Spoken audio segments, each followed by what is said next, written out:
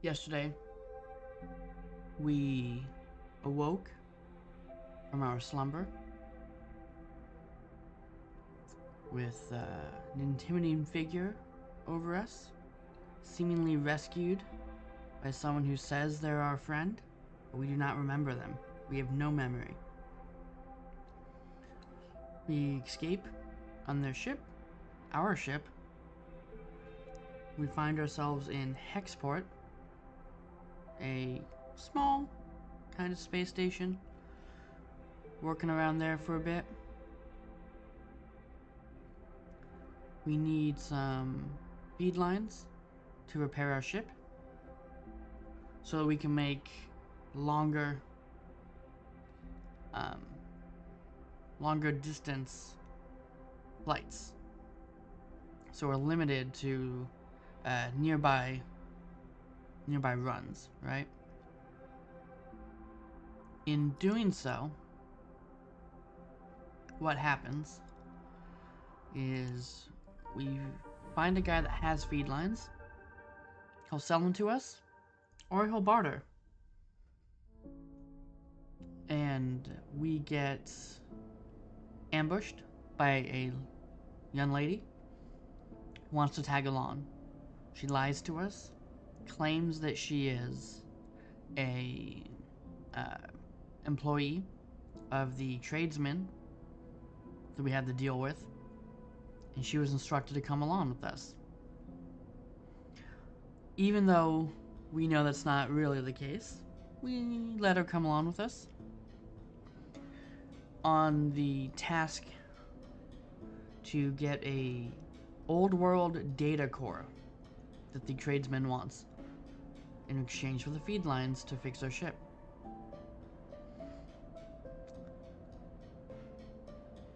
We get the data core.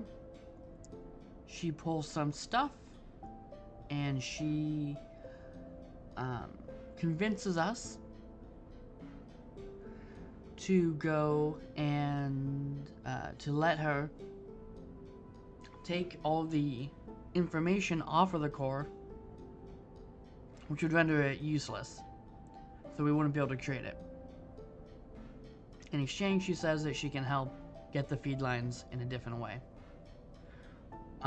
We wake up one morning, and our ship is under attack. We hear pounding on the door. People are going to be cutting through the hull of the ship to get at us. And in a move of desperation, fearing that it is the intimidating figure that I was rescued from, we separate our ship from the space station, and we get out of there, hoping that we float eventually to some person, place, thing that can save us, and that we don't just die out in the blackness of the universe. And what happens is we pass out.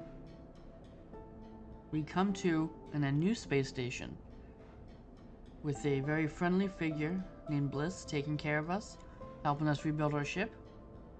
And the space station that we were on, named Hexport, was obliterated.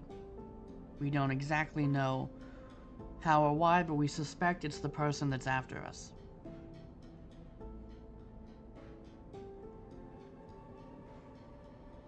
And the person that's after us can also get into my mind and control me a little. So there's that.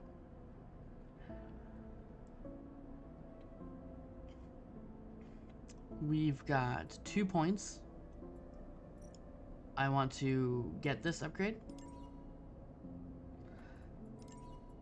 Now I can swap between, and I'm gonna keep it on right now, no dice damage when I use my push ability.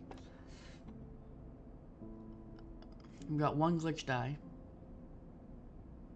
and we've repaired the other dies. Now, in the interest of full transparency, I did switch the difficulty down to the easiest one. Probably just temporarily, because we're pretty beat up. And, that's just, yeah, that's how we're gonna do it. I think if I get really, really wrecked, or in a particularly dire situation, I'll just knock the difficulty down temporarily, knock it back up when I feel a little more comfortable. I was reading the Steam discussions, and it's pretty, um, pretty, prevalent opinion that it is a brutal game.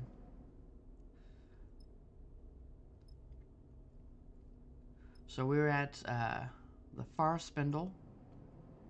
Currently, this clock is counting down to,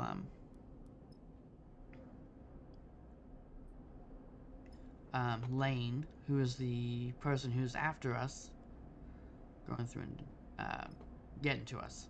So when we travel to a different location, that will go down by 3.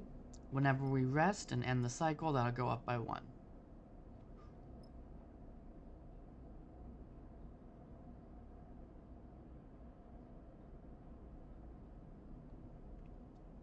So we've got no stress.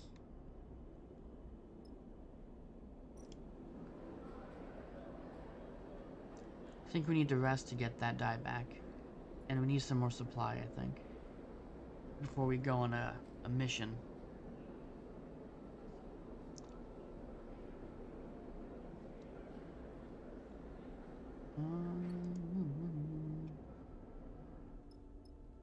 Now, one of the nice things is Nemba's Kitchen, we do have a safe role here.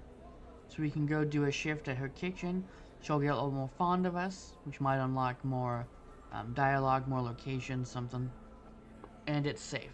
That means that getting a negative outcome isn't very detrimental. So that's perfect to use our glitch die on. Go do a shift there.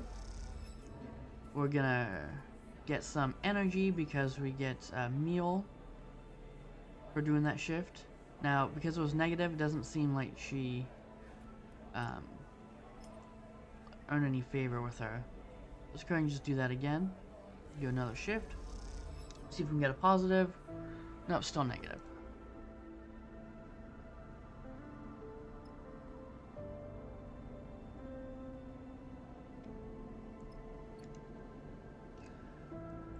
So I'm gonna end the cycle. Hopefully we'll get a supply or 2. And depending on how we look, I might go and try and do a, go to a different location or do a quest. No, still have that. Oh, I got a 1. I think I need to rest.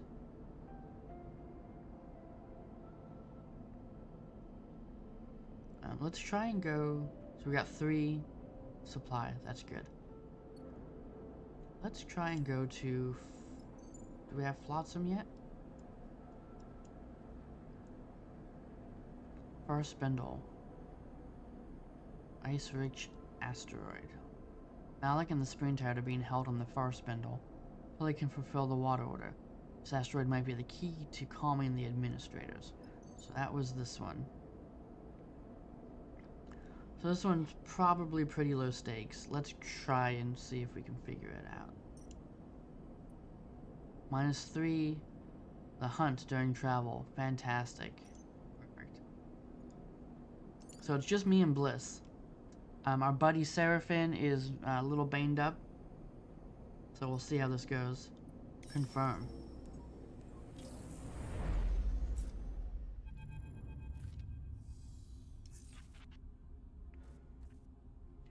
The asteroid looms large in the cockpit's glass.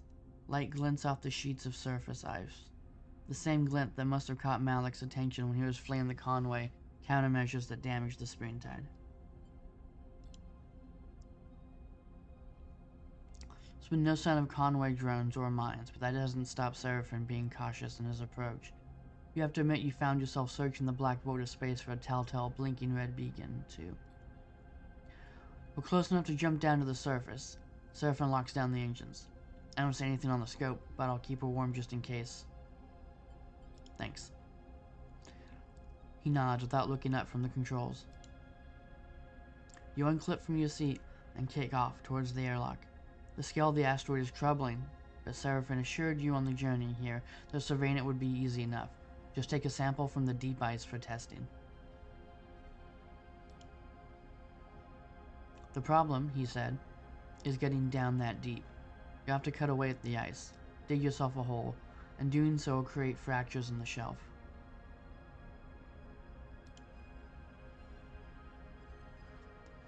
The asteroid may be big, but is held together with only a weak gravitational force.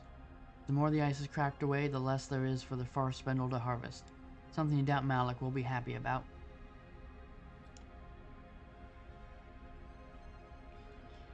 You push the worry to the back of your mind and get suited up. Something on your mind? Bliss drifts up beside you and pulls a suit from the rack. Just hope we don't mess up. Me too, they shrug. I don't want to jinx it, but it seems simple enough.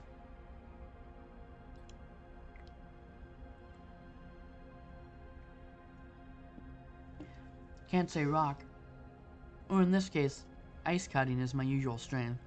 It's gotta be simpler than slicing a hole without torching any of the internals. Bliss zips up their suit. We'll be fine.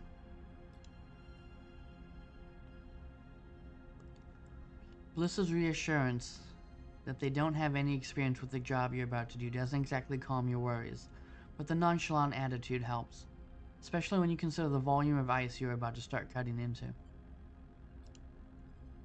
Cheer up. Bliss punches you on the arm as you get into the airlock. Might never happen. The lock cycles, and you find yourself staring out at the glinting surface of the asteroid. 1 second, sleeper. Seraphim's voice comes over the comms. I'm seeing something here. Some kind of man-made shaft on the far side of the asteroid.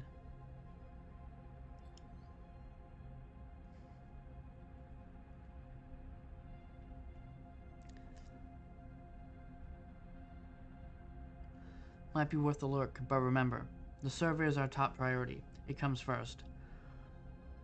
You can almost hear his eyes roll through the comms link. Don't get distracted.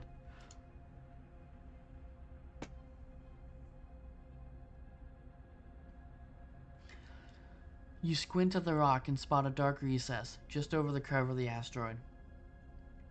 That'll be the distraction, then. You refocus on the ice sheet. Time to get started. Okay. We got 2 locations currently. Frozen shaft, abandoned entryway, and ice sheet, vast reservoir. We've got a good chunk of stress before the ice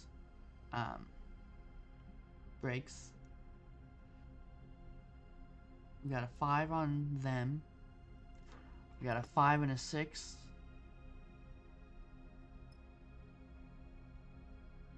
Let's see what we're dealing with.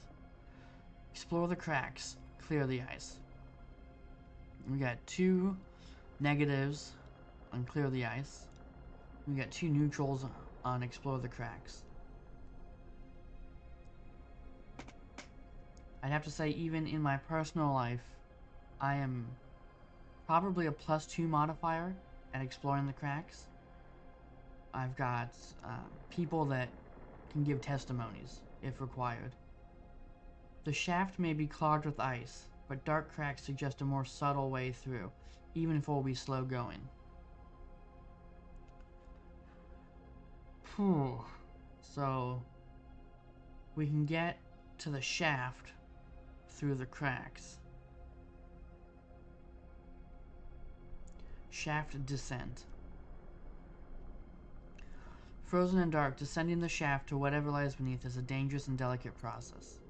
I know it's this guy over here. Sampling location. To get a survey of the water quality and volume, you'll need to take a sample core from the deepest section of ice. Okay, so we've got slice away ice which is -2 and a neutral. We've got survey surface, which is a +1 and a -2. Okay.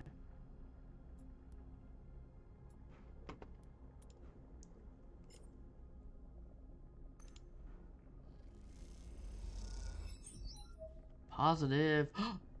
Positive was 3. Good to know. 2, 3, 4, 6, 7, 8, 9, 10, 11, 12, 13.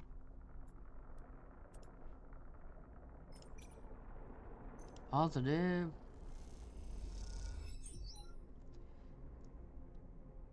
Oh, that was 2. Oh, because that's a dangerous. That's risky. So that's gonna be higher reward. Okay, that's cool. That's cool. So that'll be 2. So that'll be a 7 out of 13.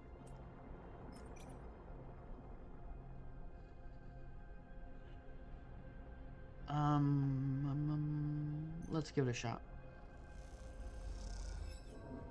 Negative. Okay, so I got a stress, not the ice though. So that's good.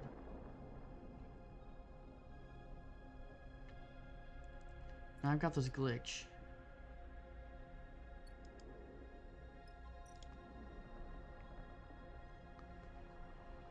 Should I toss the glitch in here? See what happens.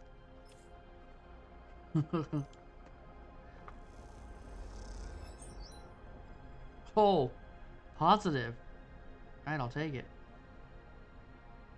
And this is gonna be neutral and negative. Not worth it. Alright. Next cycle. That was good. I felt good.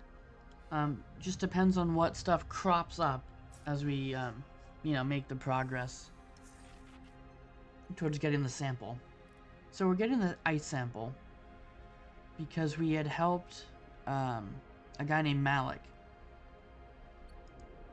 previously. His ship had docked at the Spindle, where we're kind of based off now.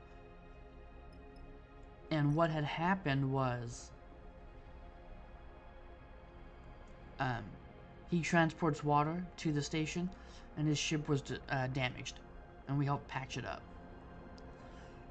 Okay, so I feel like we're doing pretty good. Positive would be amazing right here. There we go. That's a +3. 1, 2, 3. So we got 6. So we can do that all right now.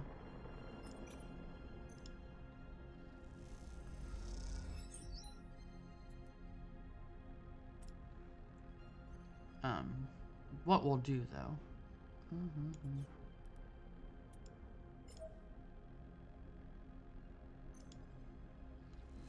We'll get this pretty close to being done, and then we'll move to the other one. Okay, so we got 2 now. So we can finish that next time. So let's do this, and let's see what happens.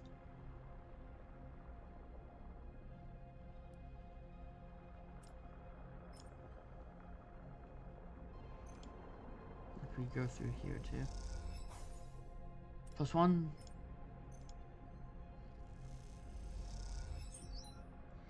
+2, so we got 3 there. Let's go ahead and do the glitch die. Let's see what happens.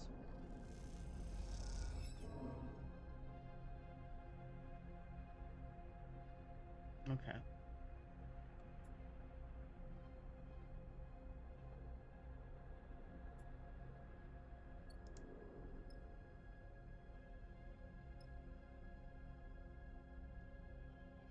That's all we got right now.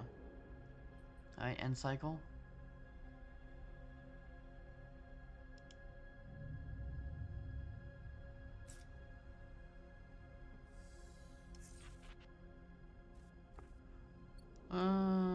Not the best, but not super horrible.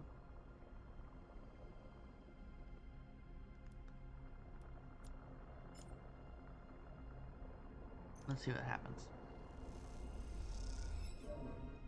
Oh, nope, that wasn't it. Alright, let's use this guy.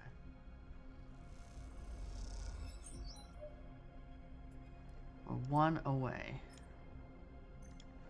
Come on. Nope. I'll use this. Let's go. Okay. The shaft is clear. Time to find out what is waiting in the dark below. Passage has been found through the shaft. Time to find out what is waiting in the darkness below. So, new location. Oh boy. Alright. Rusted treasures. Place has been abandoned for decades, but perhaps there are some useful components tucked away. Ghosts of the past. Scavenge data.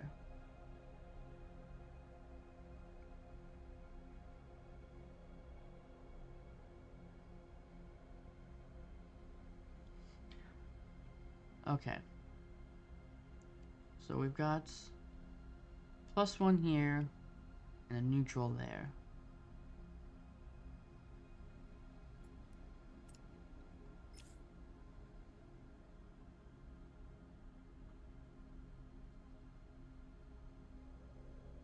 Do I want to use it?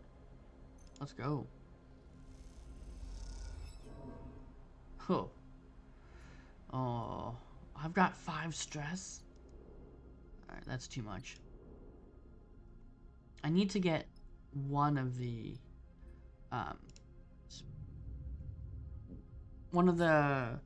triggers over there.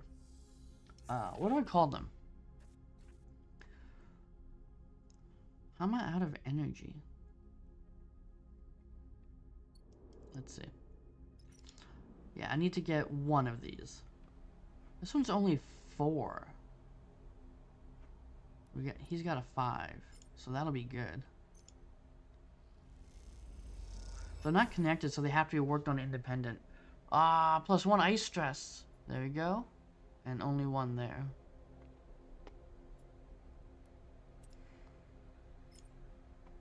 So that'll be 2.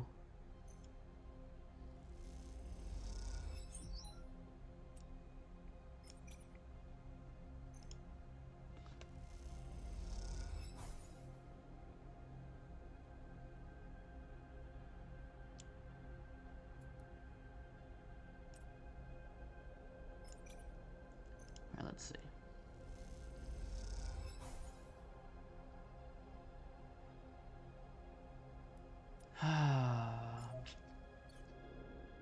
Firing up the torch.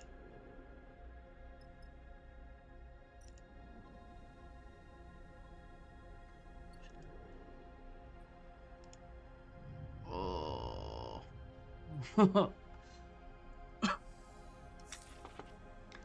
I thought I had more time before I was going off supplies. Oh my god, look at this. Horrible. My desks are gonna break. 2s? Alright, let's go ahead and do this.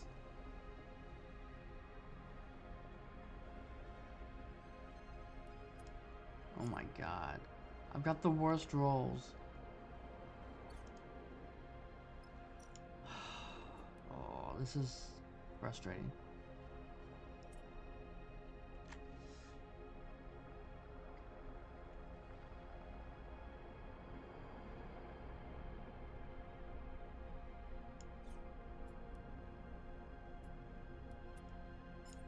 And this is a better better percentage than the glitch die. Oh, okay. We got that. That's good at least. New location discovered. Deep ice. 3, 6, 9. Oh, what the heck? God, this is horrible. I feel like there have been so many endure checks. Like, and you're not going to give me another option? We're just -2? You know the only other person that I can bring on this mission is not going to have endure either.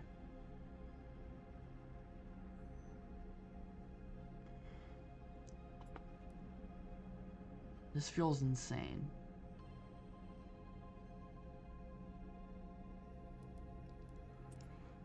guess we're just gonna use the glitch die. Yeah, that makes sense. I'm not gonna be able to do this one. I'm just done. Man, this is a very rough game. It's just like brutal.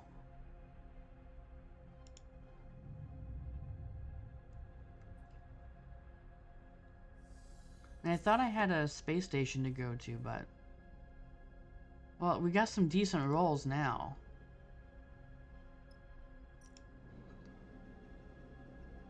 Not that it matters too much with the 2 modifier. Oh! I'm gonna keep complaining about how brutal this game is, even though I'm enjoying it. Positive again? 2, 5.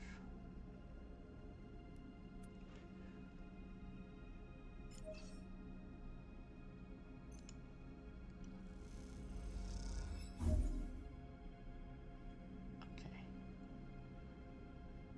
It's not very good.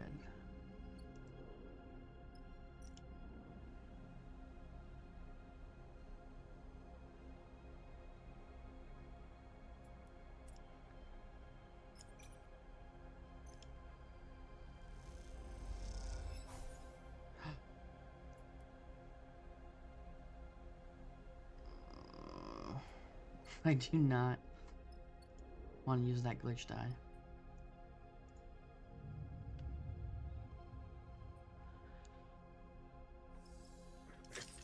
And this one doesn't even have any, like, enemies. We're not in, like, hostile territory or, you know, an old ship or something. We're just getting an ice sample. And there we go, another broken die. And he's gone. They're gone. Am I even gonna make it back? 4, 3 in the glitch die. Things aren't looking good. 50 negative, 50 neutral. I have a better shot with the glitch die. Now, ironic. Well, not a better shot, but it's the only chance for a positive one. Alright, let's go. Oh, yeah.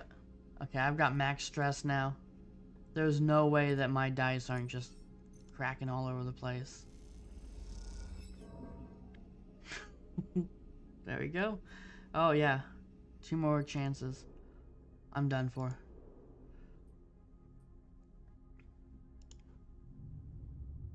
In which case, I'll just start over, probably.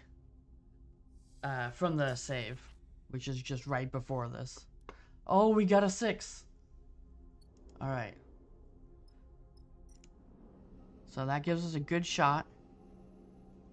If we get a positive, that's going to give us 3 more here.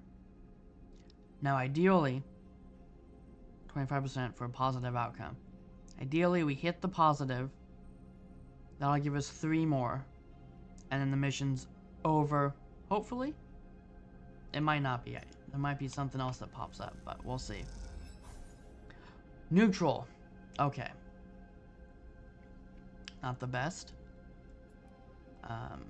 Particularly because we have just a snake eye. So, but a neutral outcome will give us 1 more there. Only 1 stress. So the asteroid won't break, so not going too bad. Let's flip that coin. Oh, the neutral gave us 2, because it's dangerous. Okay. The sample core, a long and weighty cylinder of cloudy ice, comes up out of the borehole cleanly. It glows in the sunlight, catching the rays in its frosted interior. Nicely done, Sleeper, Blisk chirps through the comms. I've never cored an asteroid before, but the result is pretty. Let's just hope it's drinkable. Let's not melt it down for liquid refreshment just yet, Seraphin chimes in. It's likely packed with unpleasant impurities. The question is, They're the kind of impurities the forest spindle can filter out. Let's get it up to the ship, and we can run the analysis on the trip back. Seraphin pauses. And before you get any ideas about digging around on that asteroid some more, remember that if we break away any of the ice, Malik will likely dock our pay. You start the journey back up to your ship, dragging the sample core with you. As you do, you look back down at the asteroid, wondering if it might be the bargaining chip Malik has been looking for. You will know soon enough. Okay, contract complete. Alright. So I've got nothing left to lose. This needs just one.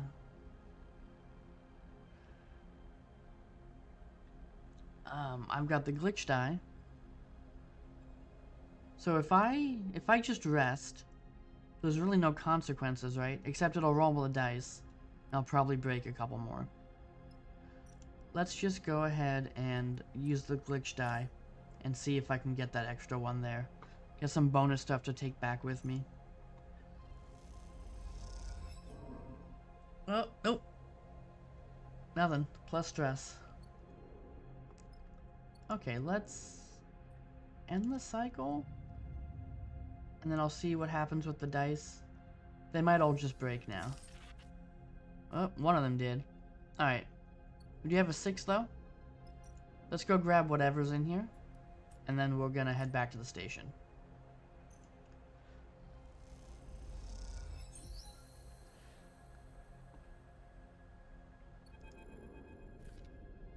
A flickering screen catches your eye in the dark of the bunker.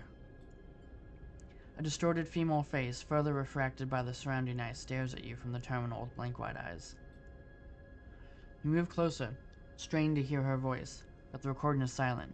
Perhaps the terminal's audio output is broken. All you can do is watch the pale face as it contorts through the corruption and noise.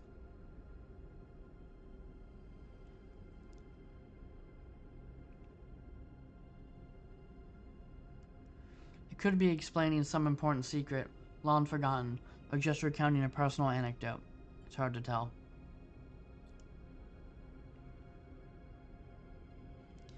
Circles and curving arcs flash across the face, graphical visualizations of orbits and flight paths. You squint at them, the shapes unknown to you.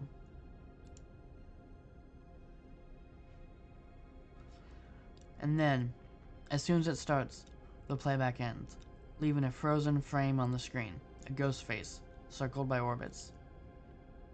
You slot a drive into the terminal and copy what residual data is left, unsure where it might lead you. Once it is done, you shut off the terminal once and for all. As you leave the bunker, the pale face flashes once more in your mind. Those blank eyes, the flat stare. Was that a human or something else?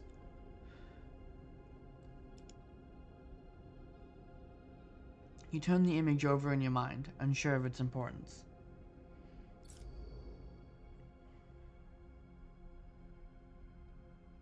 Alright.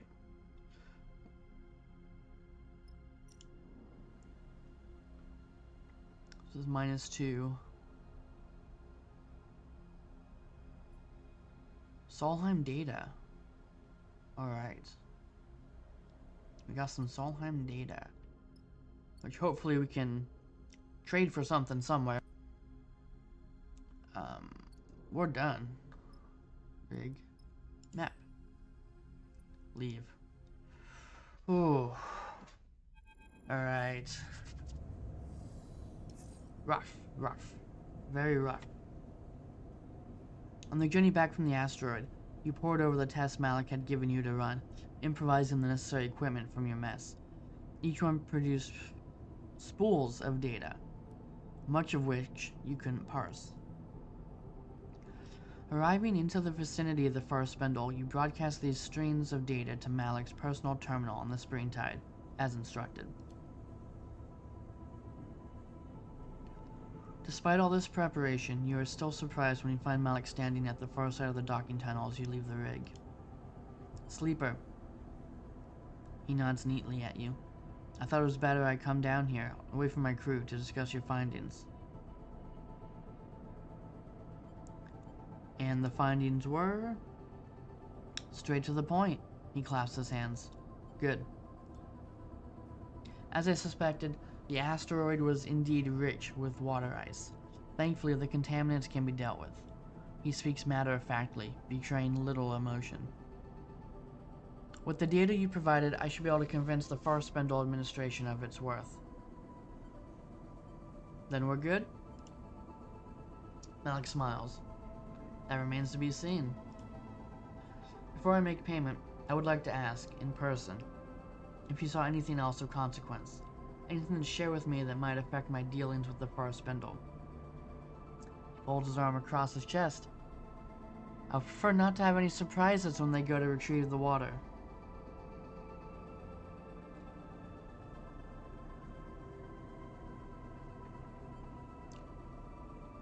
There was a shaft.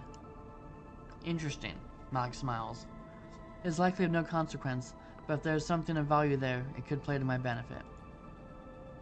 I will mention the potential for additional salvage to the Far Spendal administration. Given the data, it doesn't seem to have impacted the ice.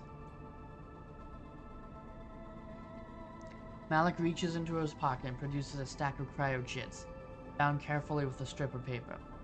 250 cryo, as agreed. You take the chits and quickly tuck them away.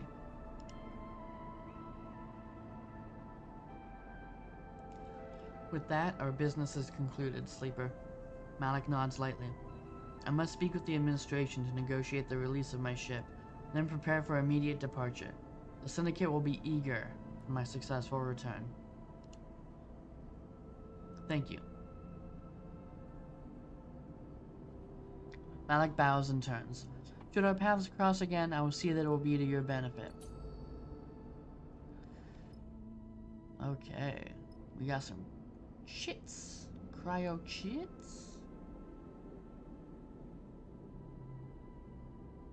We are starving and we are stressed.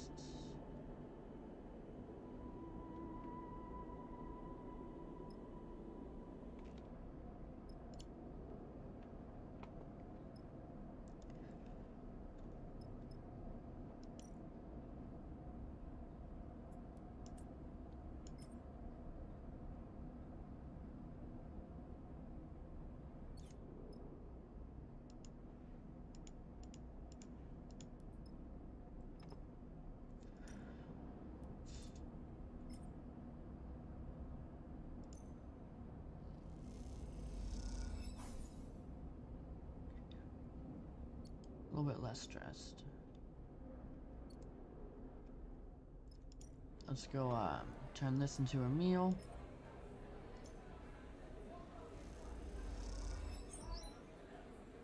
Ooh, plus energy, plus impressing number. Alright, let's rest.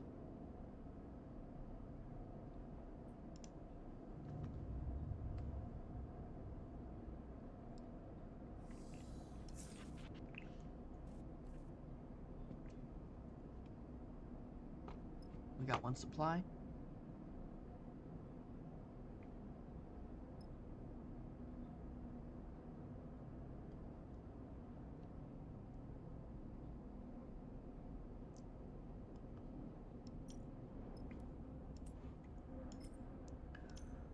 Let's go to remove that stress. Wow. Insane.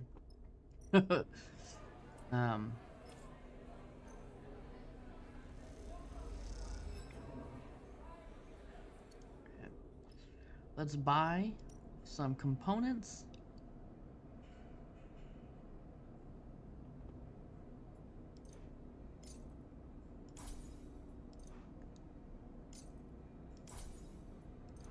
It's 2 for each die to be repaired. That's enough for 2 die.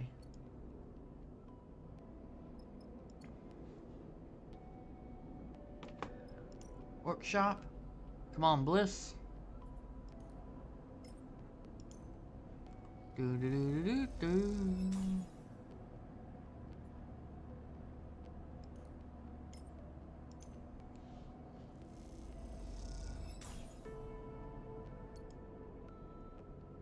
Okay. Let's end the cycle. The Then we'll see what we do with our next turns.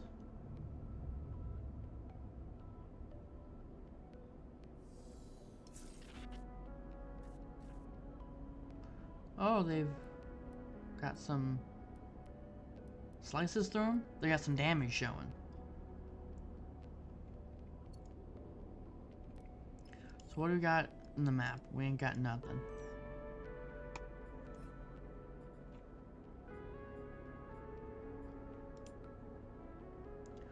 Find a far spindle bar. Seraphin's sister. Explore each section.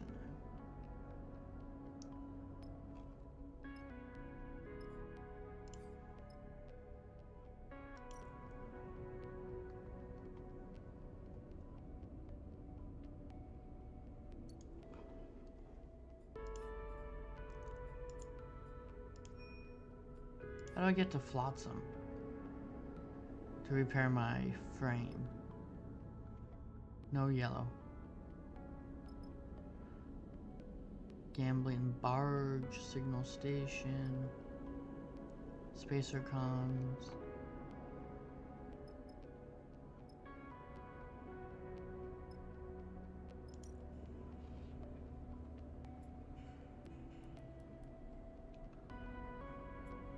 An engineer, -2.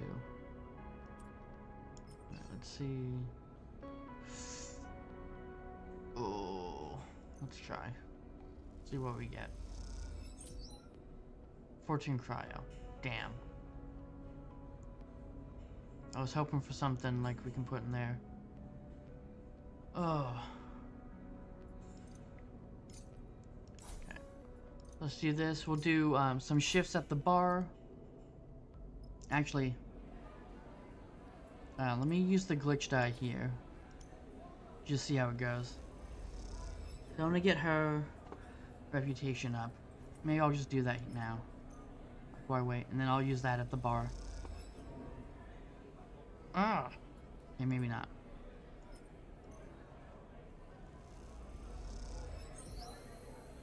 Okay. New location. Sleeper. Nember wants to see you. You nod to the other volunteers as you wipe off your hands and clip your cutlery to the magnetic rack.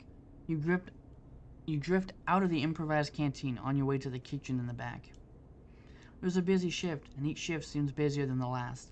That makes sense, of course. You've seen the steady flow of refugees arriving from the inner system, and most of them, with barely a chit to their name, end up in the Underhain. As you cross into the kitchen, you can still hear the rumble of the refugees' conversations through the hatch. The other chef leads you to past the rehydrators and the hand-built centrifuge oven to a small office unit at the back of the kitchen. They knock on the door for you, then glide away to finish their own meal, leaving you to wait by it. You look around the small but carefully arranged kitchen as you wait, your shifts here having left you familiar with the mix of improvised and salvaged equipment, some of which you had never seen before you came here.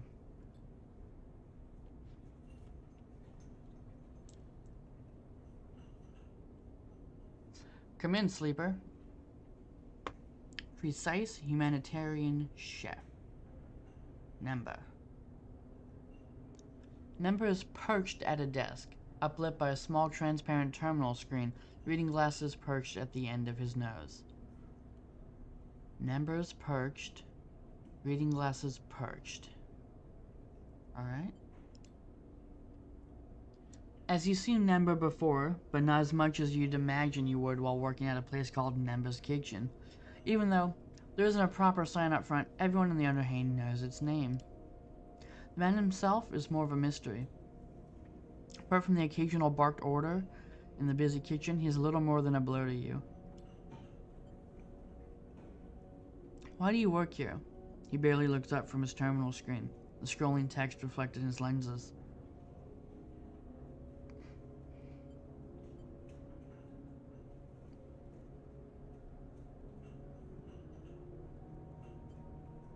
I want to help. Uh-huh. Nember stops scrolling the screen and looks over his glasses at you. You do well here, sleeper. You're fast, precise, you're doing good work. He goes back to scrolling. Is that it? Nember squints at you. You tell me, sleeper. That's my worry, sleeper. Good workers like you, they move on fast. He leans back and looks at you. 10 cycles. Maybe more, maybe less. And then they're gone. And the team gets used to having them here. He's used to working at that pace. Then, suddenly, they have to work differently. They have to pick up the slack, change jobs, change stations. And a few of them think, well, maybe it's time I moved on too. So what I found is, good workers are trouble. Especially those who come and go, like you. He pauses, watching you.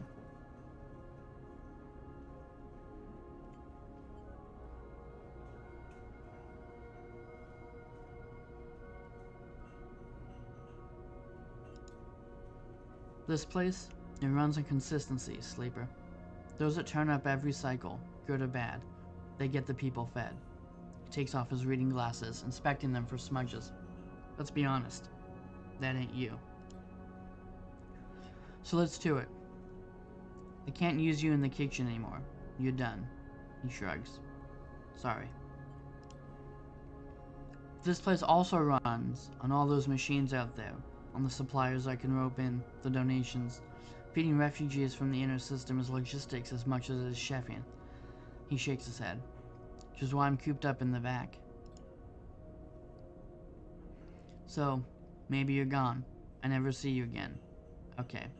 Thanks for coming. We'll soldier on without you. Maybe you still want to be useful. Maybe I heard you have a ship. He smiles at you. Yeah, maybe I heard you chatting. And maybe I have a little something held up in a place only a ship like yours can reach. Oh, let's go. I negotiated the purchase of some valuable inter-system spores from a group that came from there. They somehow ended up at the depot in Greenbelt. Nember sighs. So, if you head to Greenbelt and you find the delivery and you bring it back, well, Nember looks at you pointedly. That would be helping. That would be the kind of helping a good worker, even an inconsistent worker, might be able to offer me. Nember squints at you. Seems like the kind of thing that someone genuine, someone who wants to help for real might do, don't you think? He doesn't wait for your reply. It also seems like the kind of thing that might sit on a list of priorities for so long it disappears and never gets done. I've seen that happen too. Guess we'll find out which it is. He deftly places his reading glasses back on his face and continues to scroll the screen on his terminal. You know the way out, sleeper. You turn in the doorway, slightly taken aback, and it slides shut behind you. You glide out through the kitchen, through the improvised canteen and the people eating and chatting there, and into the cold underhand passage beyond. All the time considering what you might do next, and recalling that persuasive glint in Nember's eyes.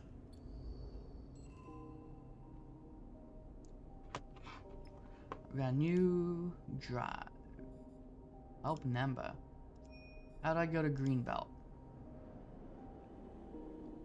I need to get off this place for a little bit.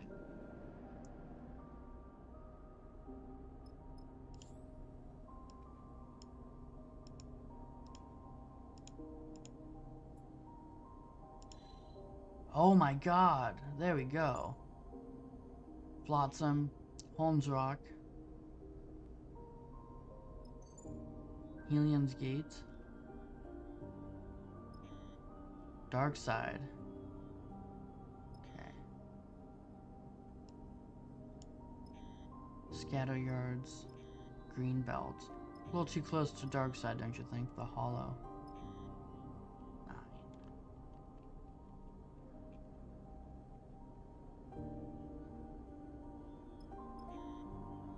Wallspring, Holmes Rock, so Helium Gate and Flotsam. I need more fuel. Okay. Okay, I've got the scrap to fix my die. Let's fix my die. Let's set them to fuel. Even though I need supplies also. Set them to fuel. We'll repair the last die.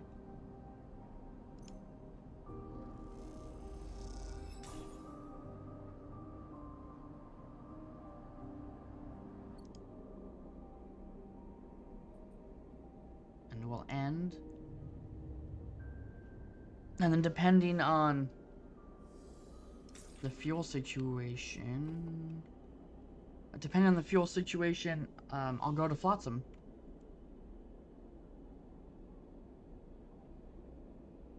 I mean, I have to leave this turn. Oh.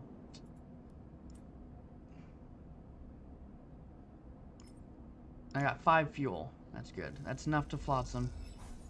Hopefully I'll be able to get some more fuel at Flotsam. It seems like there's some sort of economy there. That's 4. So I'll need 4 to get back here.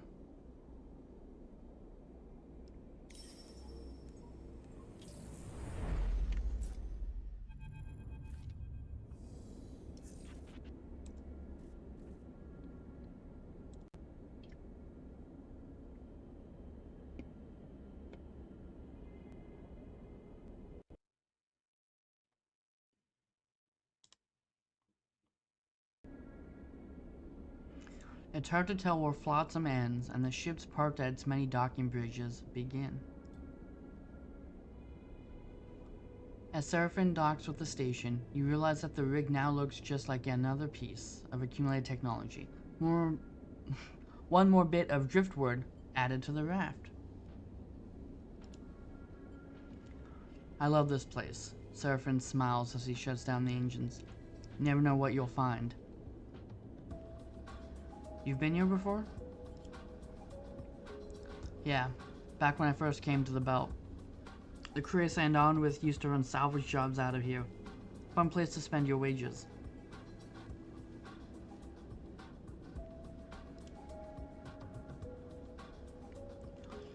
You see Bliss eyeing the station with what looks like both horror and fascination. You see the seals? They point out some twisted assemblage of ship parts. Total cowboy welds. They could pop any moment. Cowboy welds.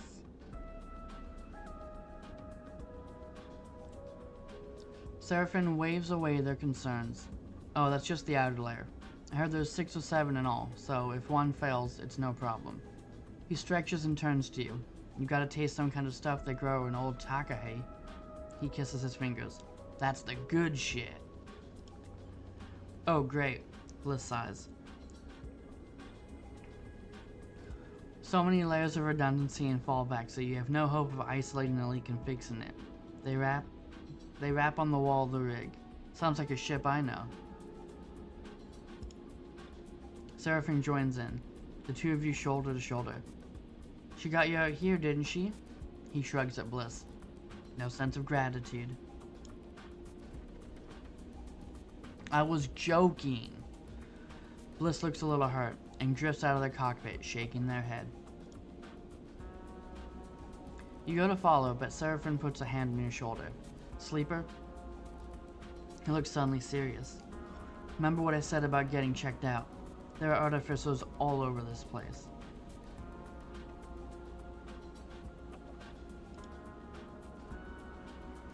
Take a bit of searching, but we need to know what's going on with you. He meets your eye. I'll handle it. Good. Seraphin nods. It's important.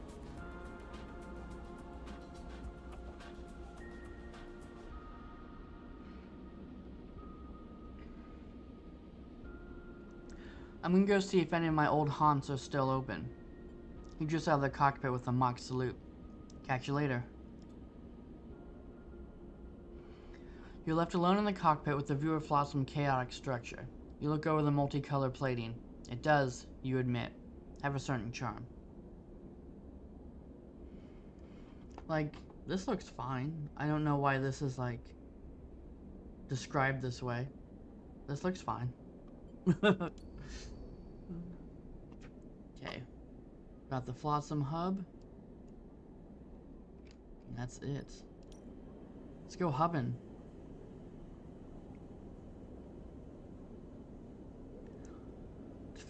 Explorer Flotsam, a ramshackle assemblage of decommissioned ships and wrecks. To call Flotsam labyrinthine is a serious understatement.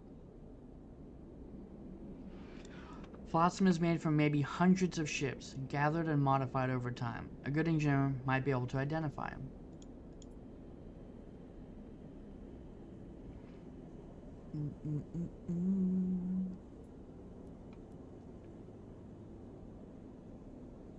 Okay.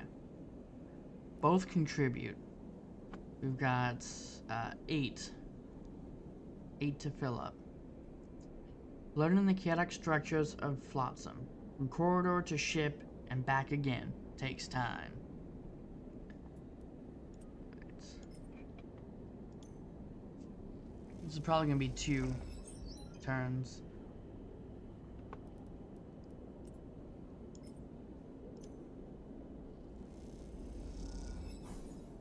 Neutral. Alright. Boom. Boom. New location discovered. Let's see what that is. Oh. That's the hub. You got the narrow escape. Crash shipped turn bar. Ferris tanker.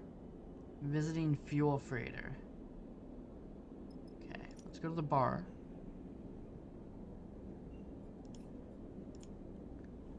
Diagnose your frame. Minor. Major. Minor. Minor. Major. So this is going to give us 2 points.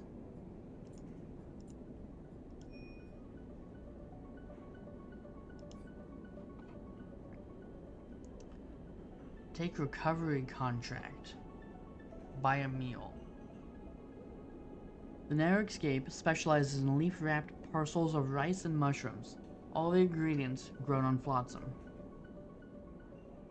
Take recovery contract. The narrow escape's barman, Bodum, has a tip about a recovery contract. For a few chits, he'll give you the coordinates. 8 chits. Cover stranded rig. Payment, scrap and components. My rig's blown its propulsion, and I'm stranded on some godforsaken rock. Repair crew needed. We'll split hull. No time wasters or thieves. Serious inquiries only. Yeah, let's do this. New contract on map.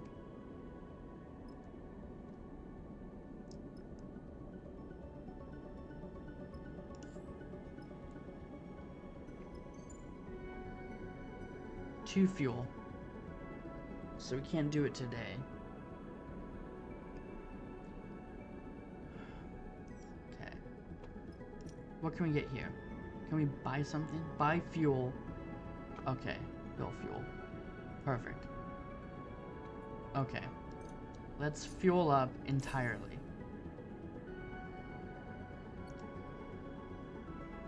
Now...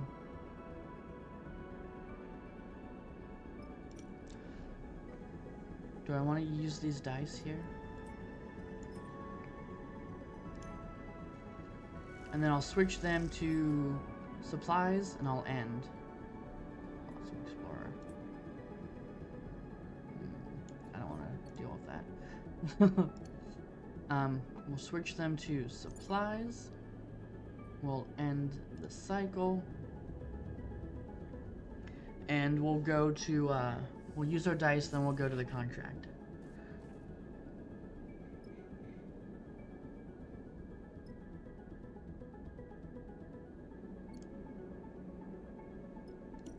Can we get a meal here? Yeah, we can. Let's get a meal. Drop that energy. I got no supply.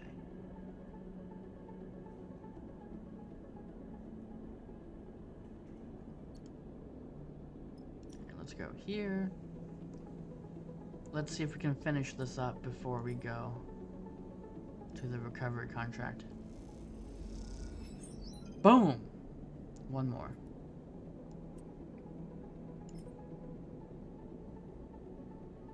The 2 and the 3 are gonna be the same, right?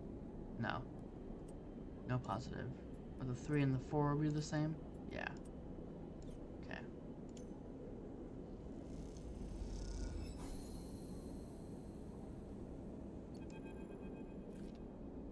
The chaos of Flotsam intrigues you. Passage to passage. It is the most incoherent place you have ever visited. Plating, cladding, and cushioning of all kinds of conditions hides a forest of wires and ducts, interfacing in ways the manufacturers would never dream possible.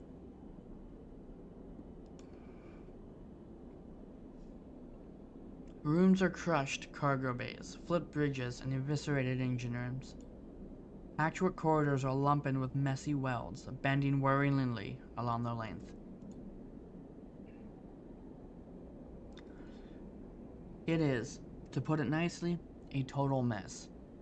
It's not that you don't like it, but finding an artificer among this chaos has been more than a little challenging.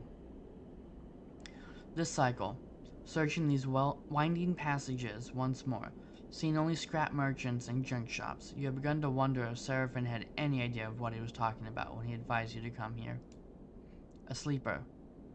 The voice cuts through the pungent air. Well, I never. Jean Me. It's got some cool little gadgets on him. I love that. What's that box doing? You glance in the voice's direction and find yourself looking at a small booth, piled with tech. Behind a fogged and scratched plastic screen is a meticulously arranged counter, the only clear spot in sight. At it, an older man with wet and wandering eyes sits neatly. Excuse me? The man's eyes widen. Apologies. I wasn't sure you'd even hear me. Jean Me tilts his head.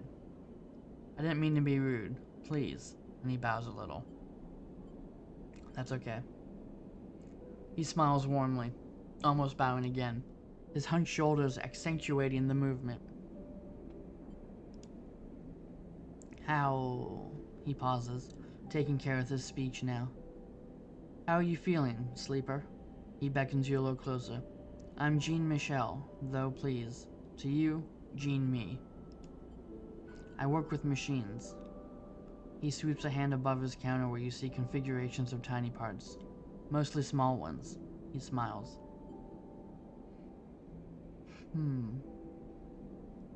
I'm not great. Of course. He chops with his hand to indicate a stool at the leg bar, meant for perching beside his counter, and such is the clarity and persuasiveness of his movement that you obligingly sit. Lot of perching going on. Your presence is a rare honor here. He smiles and looks down into his lap. I'm sorry if I make you uncomfortable. I'm just very pleased to see you. Can I help you with something? I was more imagining I could help you. I can see your journey to me has not been easy, he says with genuine concern. You track his eyes across your body, noticing the scuff marks on your thick, vinyl-like skin. The replaced and broken parts of your body. The marks of violence. You pull your jacket a little tighter. Jean Me folds his hands one over the other and places them on the counter. I do not know what your experiences have been, but I want to assure you that I see you as a person, a being, a soul, shall we say, as valid as any other. You look at Jean Me, his own age and wear also evident. A life of precise and careful work shaping his body into a reflection of his process. You note his unconfident way of speaking, which betrays a certain loneliness, a lack of practice. It is his turn to feel observed.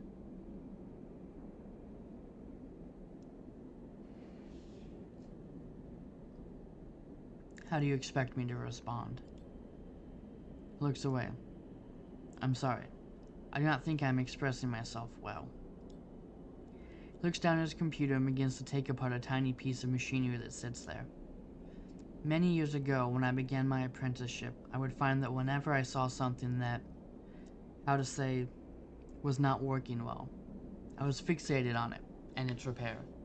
He tinkers with the parts, twisting them precisely. Of course, the belt is filled with this kind of dysfunctional detail. And so I was, for many years, with these small fixins. He smiles in reminiscence. But now, I find that when I am interested in a thing that is not working as it should, he sharply twists one of the parts between his fingers. It's because it might have some quality not yet foreseen, discovered. He releases the altered object into the air, where it balletically twists in a hypnotic display, like a spinning top whose movements are totally unpredictable. Jean-Mi smiles at you watching this hypnotic toy. I can see that you are in the process of becoming, Sleeper. He catches the spinning toy between a finger and a thumb. Let me aid you in this. What do you mean? Jean-Mi's precise hands drop to a device around his neck. He deftly pulls a pair of goggles up to his face, masking his wet eyes. Hold still, Sleeper. Something flickers inside the goggles, their face blank. Jean-Mi's hands play across buttons and switches on the exterior, tuning, focusing. When the goggles are finally lowered, they reveal a look of concern on Jean-Mi's face. I think you better come inside. He kicks off from his desk and disappears. A moment later, you hear a rattle, and a small bulkhead door beside the booth that you had assumed was rusted shut creaks open. Jean-Mi beckons you inside.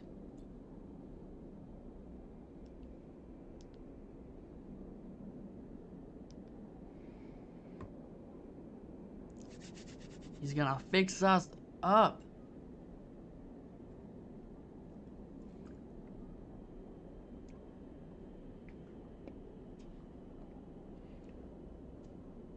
Strange Artificer.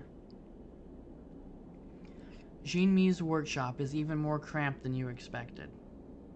As you enter, you are surrounded on all sides with netting holding bundles and bundles of terminals, servers, drives, and cables. At its center, a padded seat and a set of articulated arms mounted with sensors and tools fill the space. The seat, please.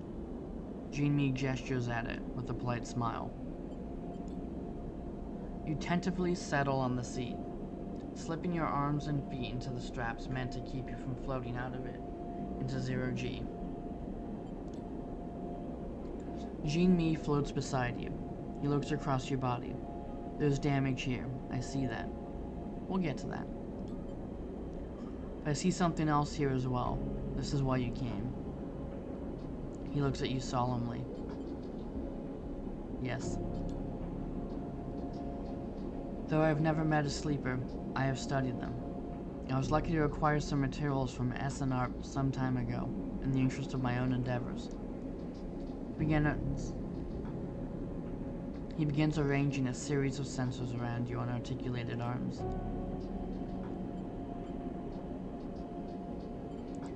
You are pleasingly distinct from those materials.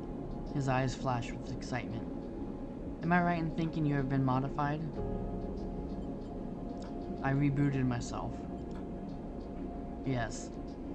I see that your dependency on stabilizer, and the immune recoding portion of its makeup at least, has been broken.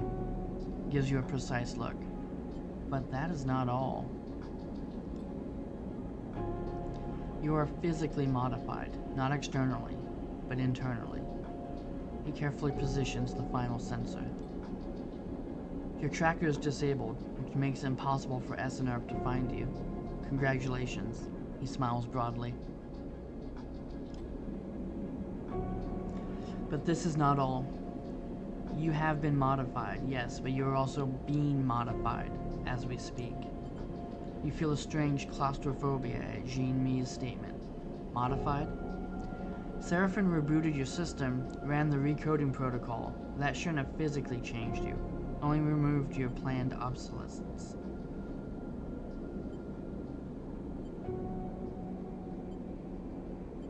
That can't be right. Then you were not aware. He nods. I'm sorry to hear that.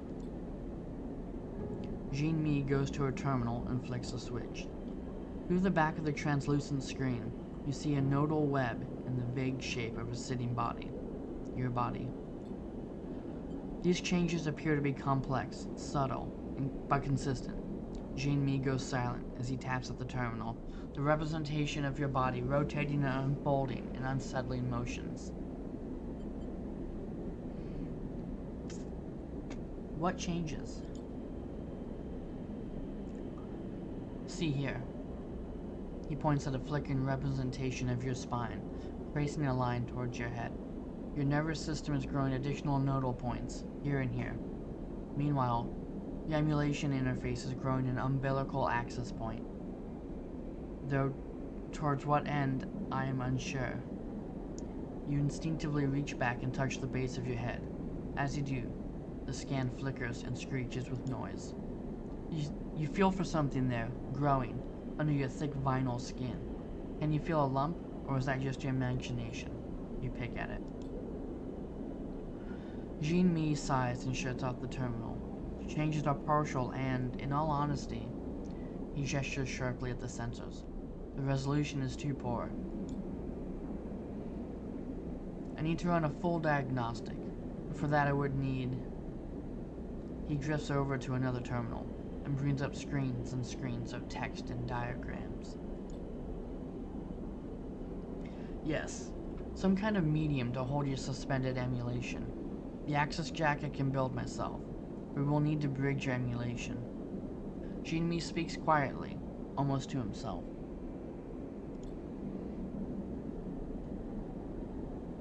A ship mine would be ideal for this. It would have to be high capacity, a prime ship mine, Solheim in origin. Perhaps Helion Gate might hold records of any that were in the system. He taps at the terminal. Oh. Not only we saw Helion Gate on the map, we also saw a Solheim, like, something over there too. Jean-Mi turns back to you. Yes, the prime ship mine is essential if you wish further investigations to be done. I will need this above all. He thumbs the terminal off. I'm sorry to say, sleeper. Can you tell me more? Accurately? No. He meshes his fingers in front of his chest. It is clear that a process has begun, but has yet to complete.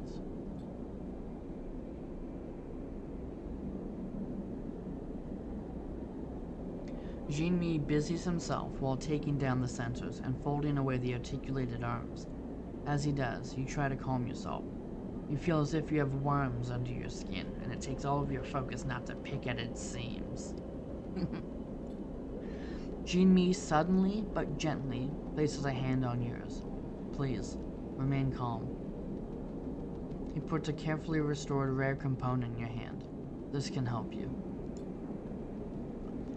Jean-Mi waits for you to fall still. Then he leans back a little, relieving some of the strange intimacy of the moment. For now, our work is concluded. He meshes his fingers again, and bows with a small head bob. But you're welcome, anytime. Thank you. Of course.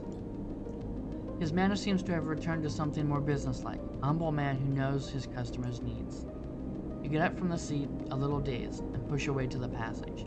Safe travels, sleeper, Jean-Mi says quietly, placing the promised list in your hand as he lets you back into the station.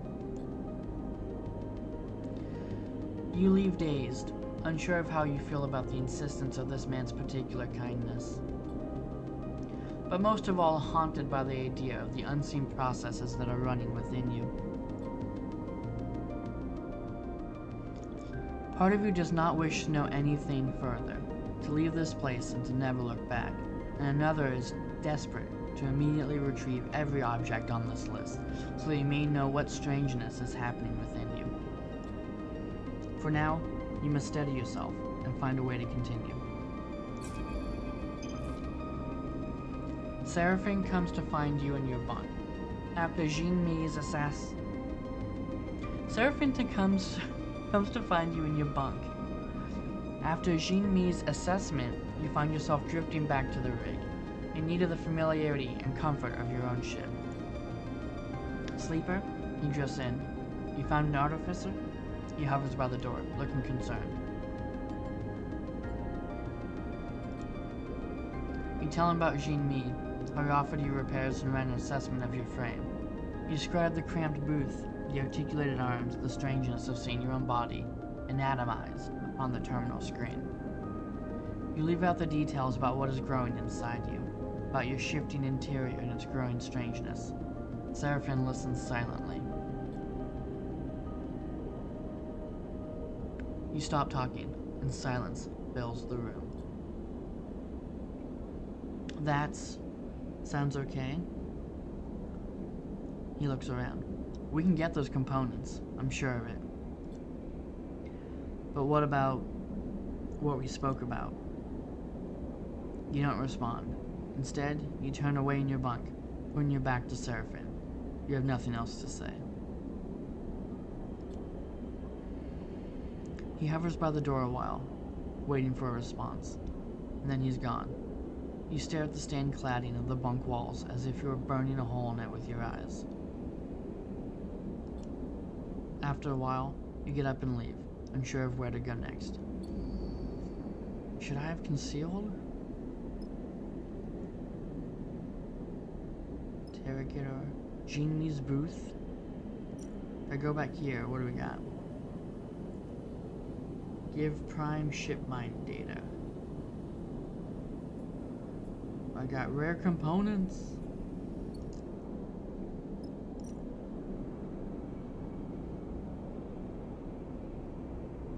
Okay, Flotsam, admin. Flotsam maintenance. Buy engine components.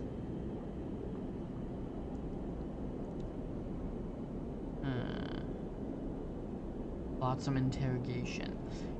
Integration. Integration means meshing systems as well as scrapping. The integrators will pay for anyone skilled with meshing networks. Was there another place? Old Takahi. Antique hydroponic ship. Work the hydroponics. Buy supplies. Ooh, we can buy supplies. Fill supplies. Fuck. Okay, let's fill supplies. Use up all of our friggin' money. And then we'll go and we'll do that contract. Well, we got max supplies. We got everything going on. We are stacked.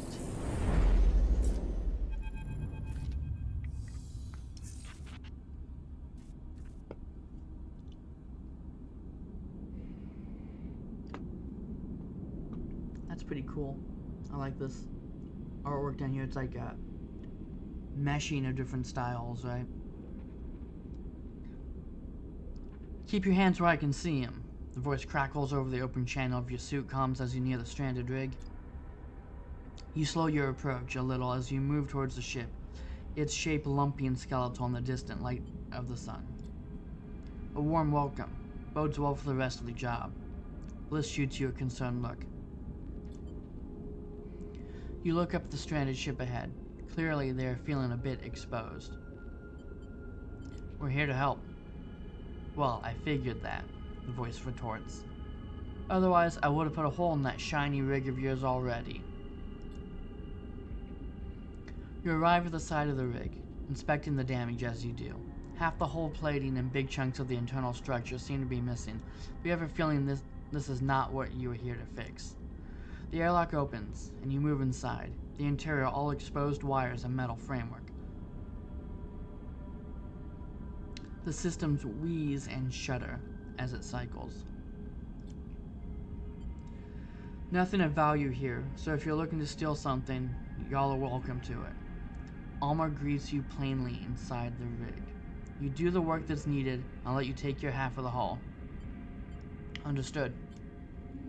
Well, alright then. Her face is as placid and unchanging as a rock.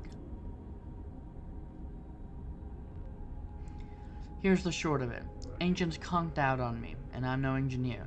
Usually get her going, but this time, no dice.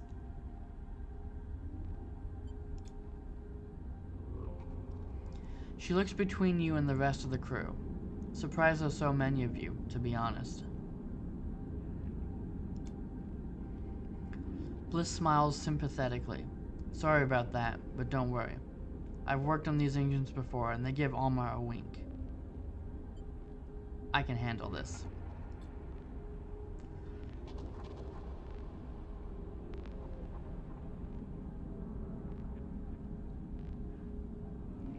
Don't be so sure. Alma leads you towards the engine room, the layout of her rig much the same as yours. This girl is the sensitive type.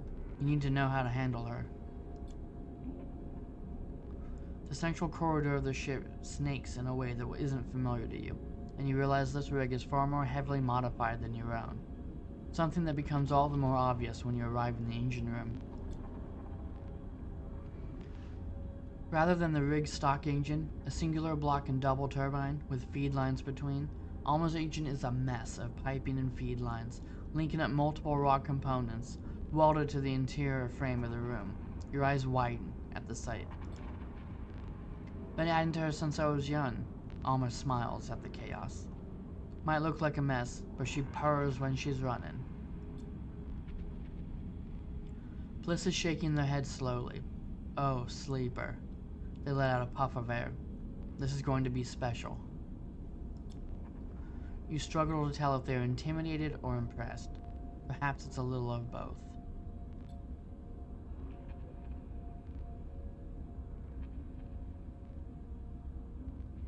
That's about all of it. Alma gestures to the exploded engine. Get her running and you'll get your half of the haul. We'll do what we can. Hope y'all aren't time wasters. Alma squints at you. You certainly are a strange crew. Alma glides over to a window set in the side of the engine room and points to the corroded remains of a facility deep in the asteroid's loose, dusty surface.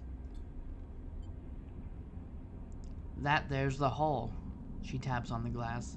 As good a find as I've seen. The hull is a building? Building and all that's in it. Alma screws up her face. What, you too good for scrapping? By rights, that building's mine. Scrapper's claim. Alma scratches at her mess of hair. But you help me get her running, and you're welcome to take what you want from it. Up to a maximum of 50% of raw mass, that is.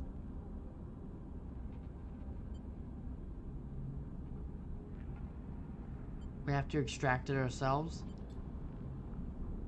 She looks you up and down, and you feel the first acknowledgement of you being a sleeper. I doubt it'll trouble one of you. Anyway, you're leaving with nothing, unless my goal here is back in shape by the time y'all are done. She folds her arms across her chest. So get to it. You turn back to the engine, your eyes tracing the madness of the interlocking systems. You're starting to have the horrible feeling that this contract is some kind of elaborate joke.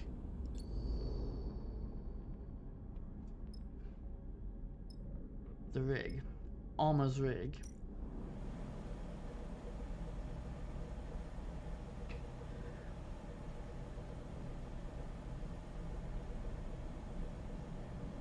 Alright, we've got 12. We've got... Jesus. We've got 2 double penalties, 1 double penalty, 1 neutral. He's got 2 6s though. That's good.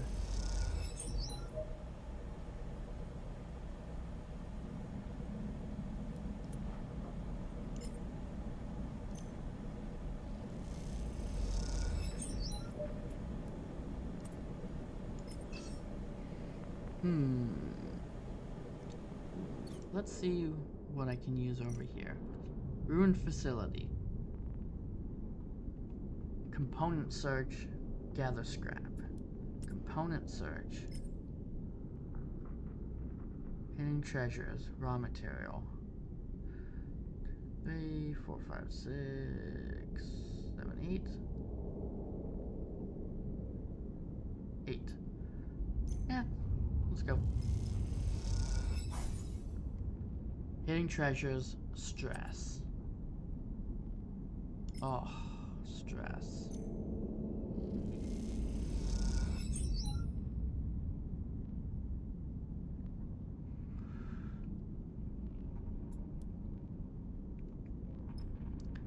So I can push. Oh, there's no penalty to doing it, so I got a 3.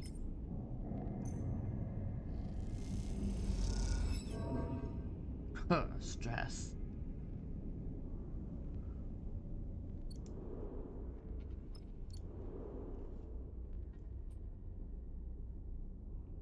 Alright, end cycle. Let's hope we get some good rolls for Bliss again. And we got shit. We got complete shit. Thanks.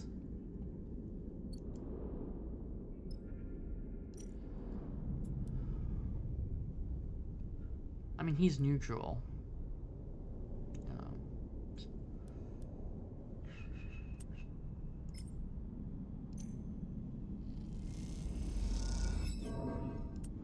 Fucking hell. Oh, I lost a die.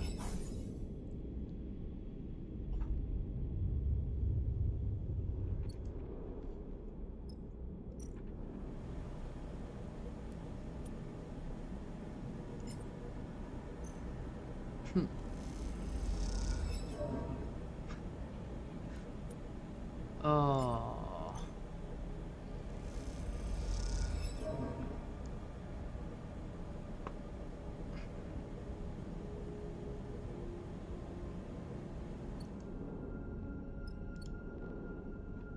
Alright, I guess that's all we can do. There's not very much. My dice are going to just freaking break all over the place. Oh, cool! Double deuces again. Wow. Amazing.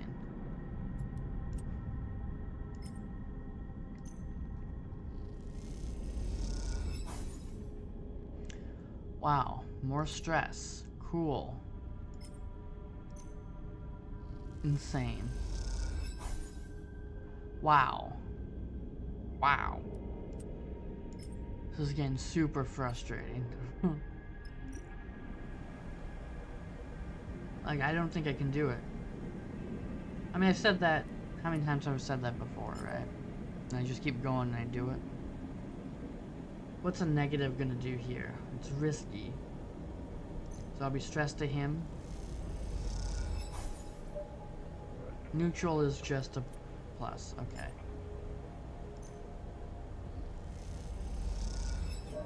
Negative stress.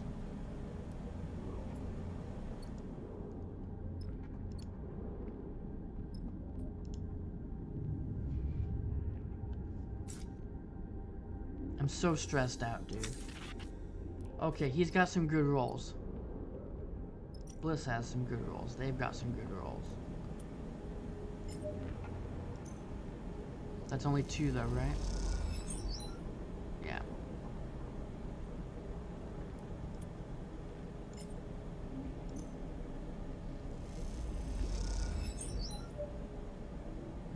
Okay.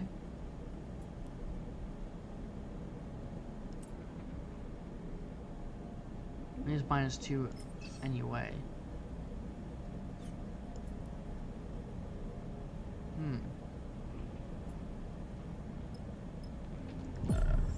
Push. Oh, 6. So that'd be a 4.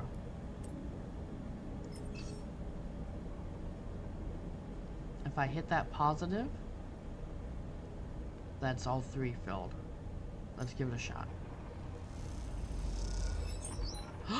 Oh, it's only 2? But it's a danger. Alright. Well, let's go back here. Let's toss this over here. And then we'll end the cycle. Okay, nice. We'll end the cycle, and then we'll finish up with the ship. There's a hiss and a rush of stale air as the sealed bay, deep in the facility's tunnels, opens for the first time in years.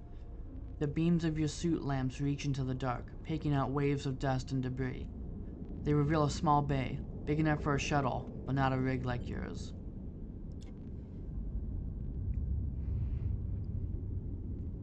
As you glide inside, those same beams catch on the frame of something that sits at the center of the bay.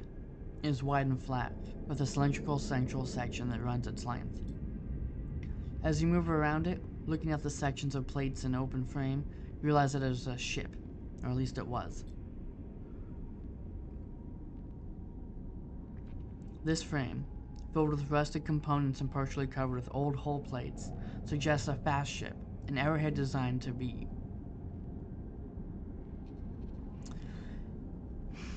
This frame, filled with rusted components and partially covered with old hull plates, suggests a fast ship, an arrowhead designed to cut through debris and even atmosphere. You float up a little to see its central cylinder, and your lamps reveal a cockpit outfitted for 2 people, one sat behind the other. The seats are carefully upholstered, and you realize this was a labor of love.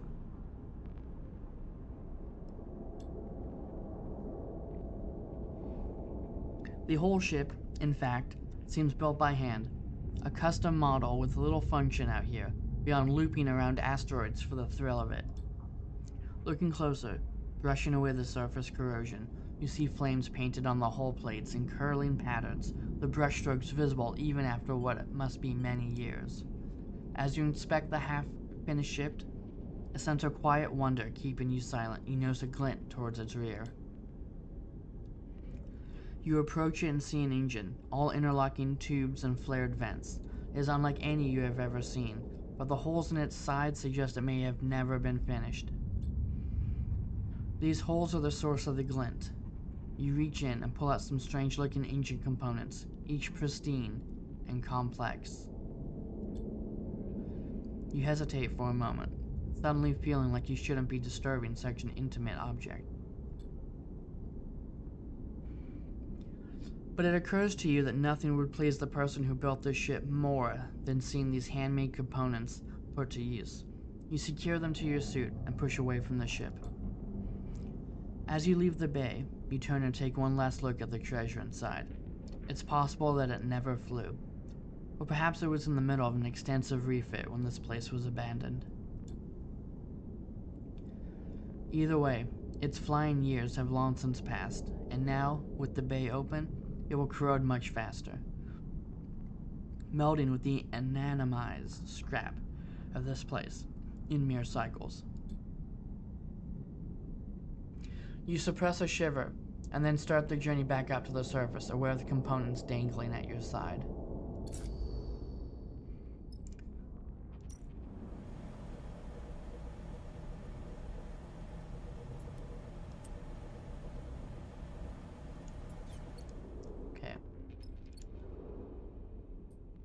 End the cycle. I'm wondering if I want to try anything.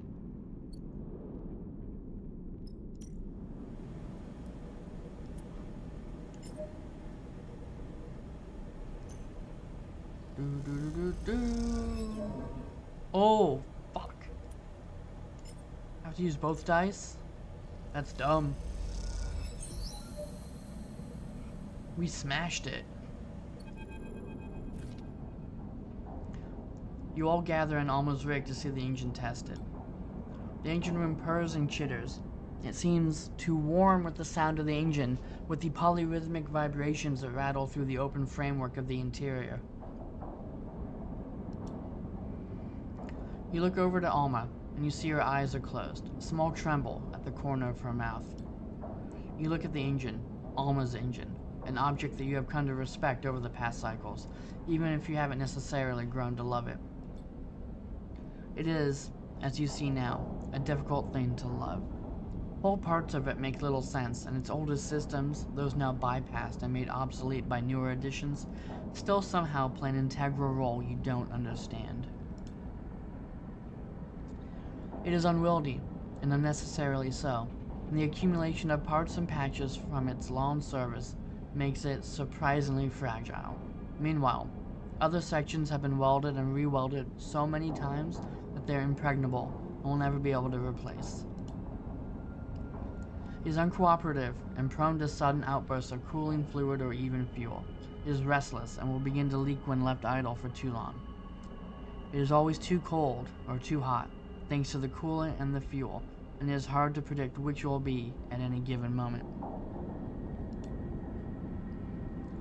And yet, despite all this, it is an object you feel close to, that you feel a kinship with, because in the end, you, too, are an accumulation of broken parts, long outliving their operational limits. You, too, are a machine that has become a story, and a story that has grown beyond the ability of others to understand it. You look over to Alma again, and Bliss is there beside her. You can see they are talking, but with the engine running, you cannot hear them. You watch for a moment, Bliss now patiently listening, in faltering words. Alma explains something to them. Bliss nods, and then suddenly they embrace, gently and with care. Bliss pushes back, and, as soon as the moment has passed, it seems like it might not have happened at all. Nothing in the two figures' attitudes betrayed the act, and the room seems unchanged.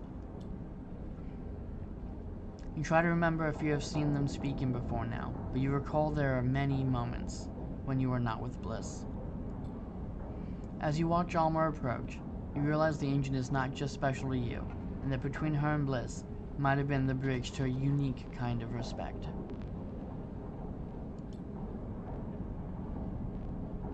That's the job, Sleeper. Alma approaches you from the other side of the room, and you know where the payment is to be found. I believe that brings our business to an end. Alma scratches at her hair. Unless you have something to add? That's all. Fine then. She sniffs. I appreciate the assistance. You're welcome to take what you want from the hangar, if you haven't already. You see a knowing shimmer in her eyes. Now, I must kindly ask you to leave my ship. As the airlock cycles, you look across at Bliss and swear you see a tear in their eye. Are you okay? Bliss turns to you, as if they forgot you were there. I'm good, Sleeper. Really good. They sniff. This place reminded me of why I do what I do, why I fix things. They look ahead. There's beauty in it.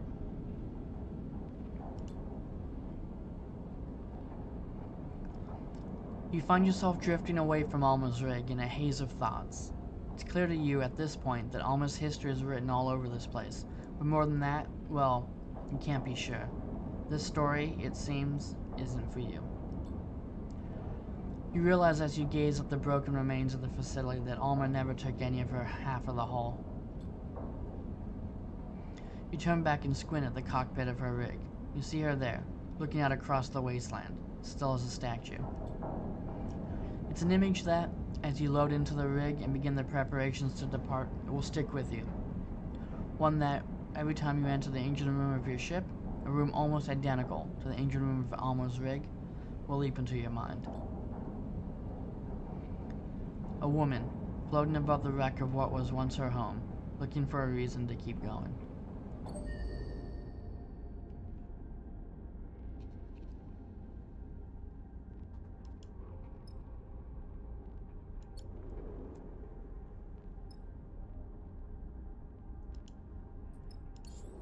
Guess we can't go back, which is fine. Makes sense, right? Because you got two options. You get one, half of the hull.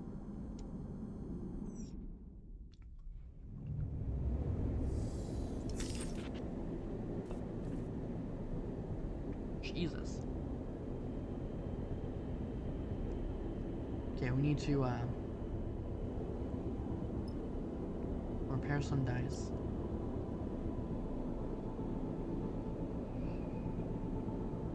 need to de-stress.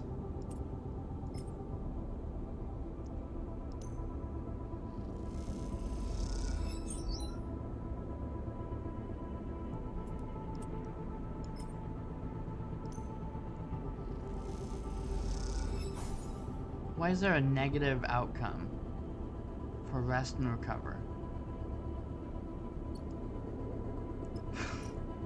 I don't get it. Okay, what do we got? So we've got 2 scrap components. Oh no, those are different. We do have 1 rare component.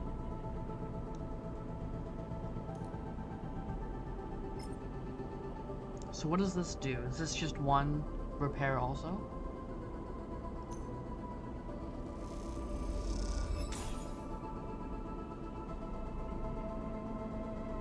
Yeah, looks like it. Wow.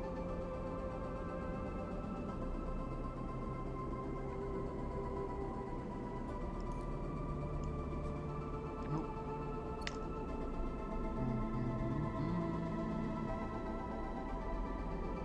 Supplies.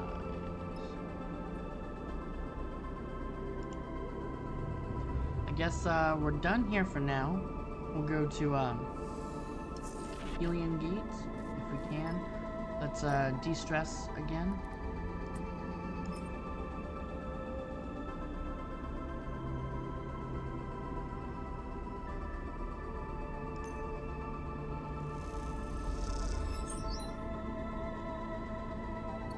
Right.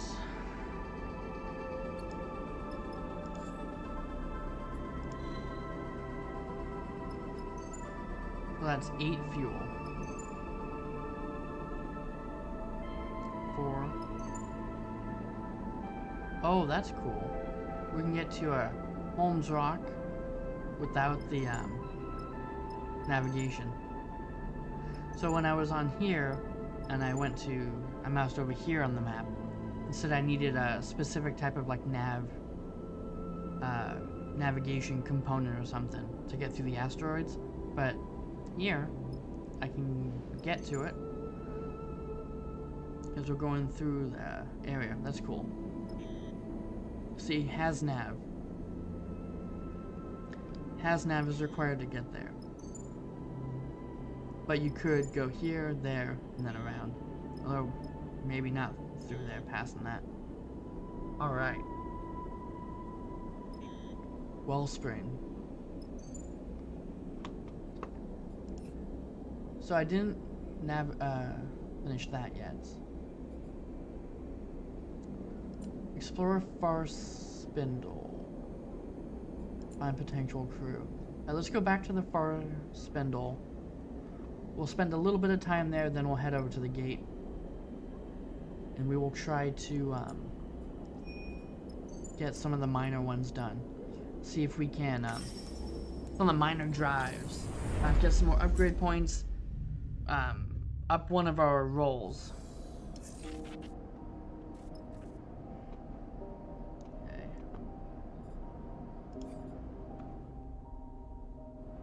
Any yellow indicators? We got 1. Spindle core. Okay.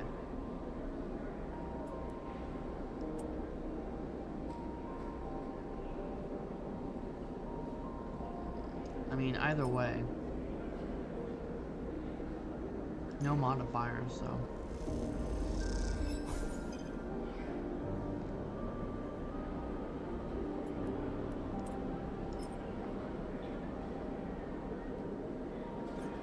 But a 4 is going to be the same, right? Yeah. Neutral, yeah.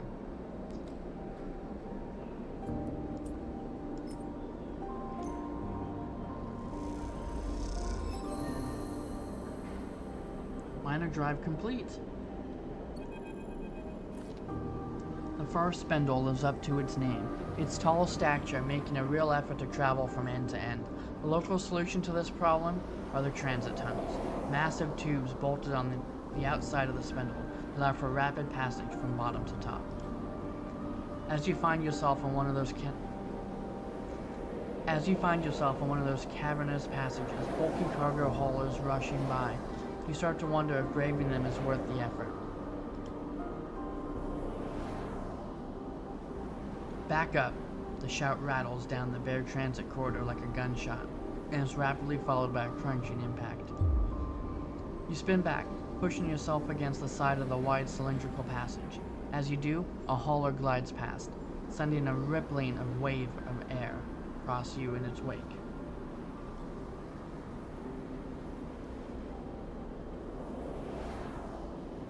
What's that name? Spiky Air Bike Courier. When the roar subsides, you hear a string of expletives coming from nearby.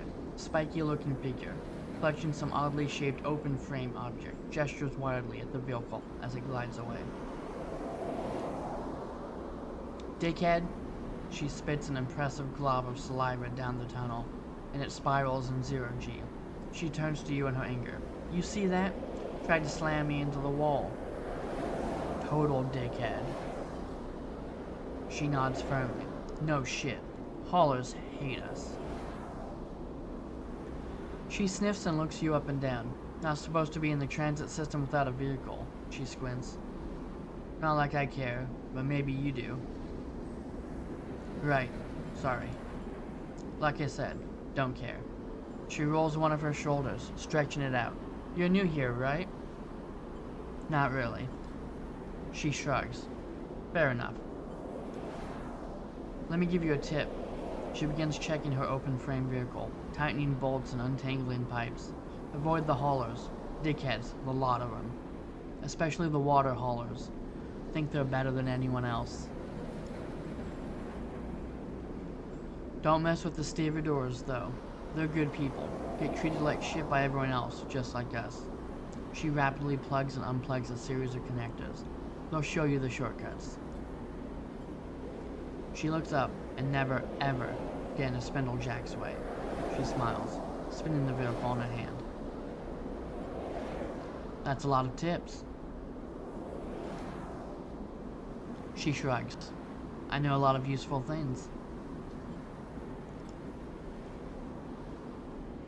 She pauses, considering something. Then, suddenly, she reaches into one of her many pockets and pulls out a small transparent rectangle punched with holes. Text glints within it, reading, Cadet, Stripline Express. You take it. Cadet. She flexes proudly. That's me. Stripline is my outfit. Maul's the dispatcher. Small outfit, but we punch above our weight.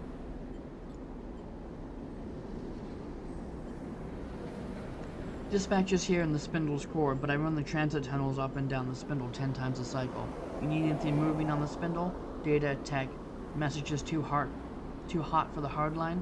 Come find me. I'll do that. She nods. Tell him I sent you.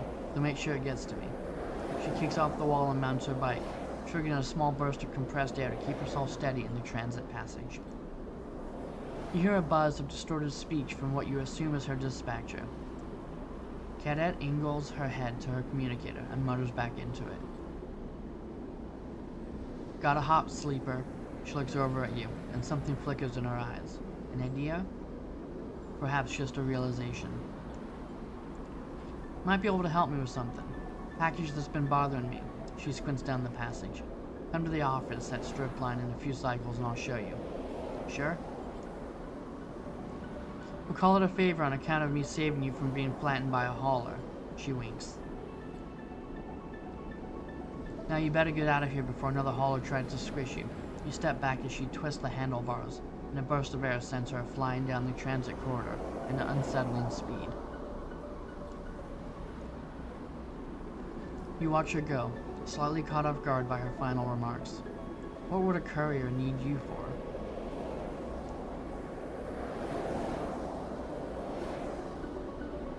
You turn the idea over in your head as you find a way out of the transit corridor, back to the safety of the main concourse.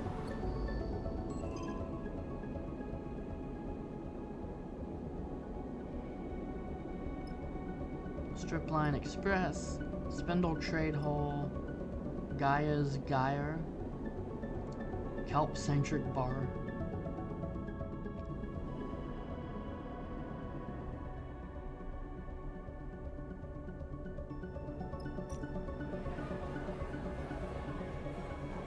Can't do a meal anymore.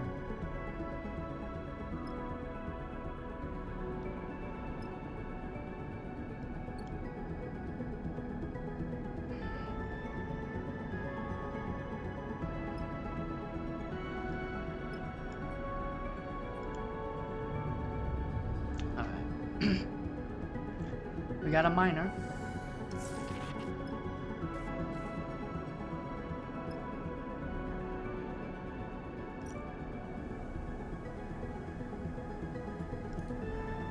Let's replenish our energy. Help member, help cadet. Minor, major. Get the spores from green belts.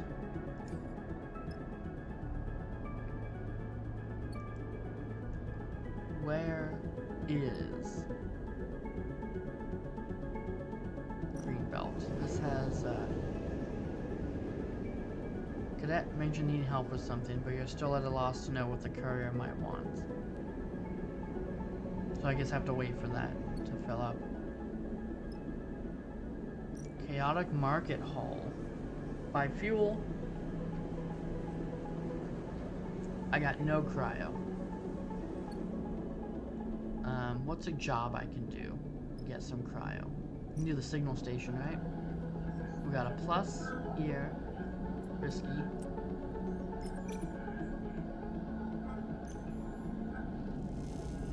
gonna give me some cryo? 13 cryo.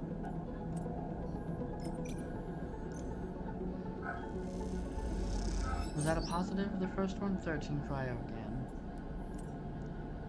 4.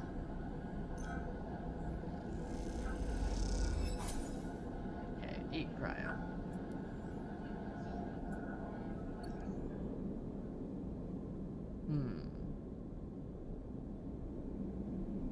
I wanna fix the diet though. That would take like all of my cryo, right?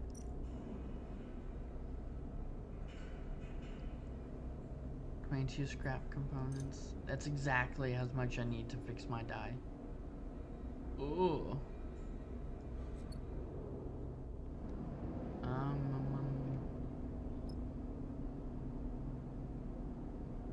Do I want to fix the dye or do I want to save it for fuel?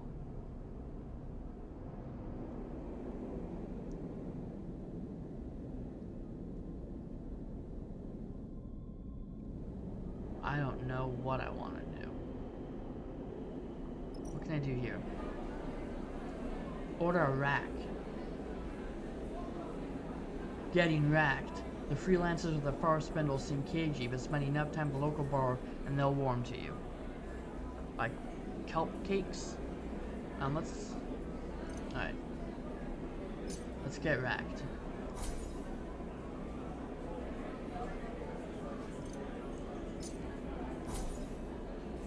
Oh, energy. Nice.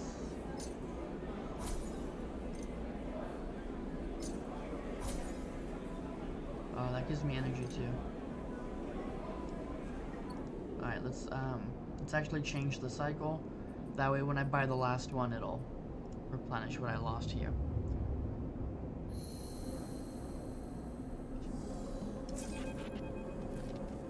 Sleeper. Cadet drifts from the shadows outside Blissa's Bay, looking around nervously as she approaches. Seems like I'm going to need a call on that favor. Her face is pale and deathly serious. What favor? She doesn't seem to hear you, distracted by a group of spacers gliding noisily down the passage behind her. She waits until they pass.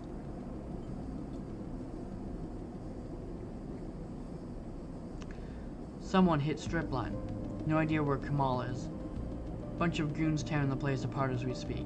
She screws her face in pain. Even tried to grab me, but those muscle heads are slow. Who would attack a courier? No idea. She shakes her head. These were typical rented thugs. Could have been anyone with chits to burn. Remember that package I asked for your help with? The one that was bothering me? Remember you mentioning it? I reckon it's got something to do with it. The job was a bust. An express run all the way to the underhand, but when I got there, no one home. She's whispering now, leaning closer. Place was smashed up, like someone got there first. Should have dumped the package and run, but I brought it back like a good girl. Stacked in a safe spot at Stripline. Thought the sender might come to recover it, and when they didn't, well, I got curious, popped it open. She shakes her head. Stupid thing to do. Inside was a drive encrypted to hell and back. When I ran into you, well, I heard sleepers are good with data, with tech, so I thought you might be able to take a look at it. She shrugs. Now Stripline's trashed too. Here's the thing. She glances around. Back when I popped it open, I noticed the drive had a dispatch marker. Hexport. Could it be connected to Hexport getting atomized? Yeah, that's where I'm at too. This thing was sent out from there just before it got cooked. She pauses. And with the kind of attention I've been getting the past couple of cycles... She slips a hand terminal from her bag, taps a couple times, then holds it up to you. Cadet stares at you from the screen, straight-faced and pale. Behind her back, beside her picture, you see, in block capitals, Spindlejack KD-754, in breach of FAR spindle codes B12 plus F34. Reward for information leading to capture. Considered dangerous. Dickheads blasted out on the transit channels. Every Spindlejack hauler and freight carrier is going to be watching for me. She pulls back the hand terminal angrily, stuffing it away in her bag. Something's going on. Anyone who can help? She looks away. Spindlejacks don't make friends easily, and now all the couriers I do know are looking to turn me in for a payout. She snaps her head to the side, her eyes flashing with anger. Why do you think I'm here?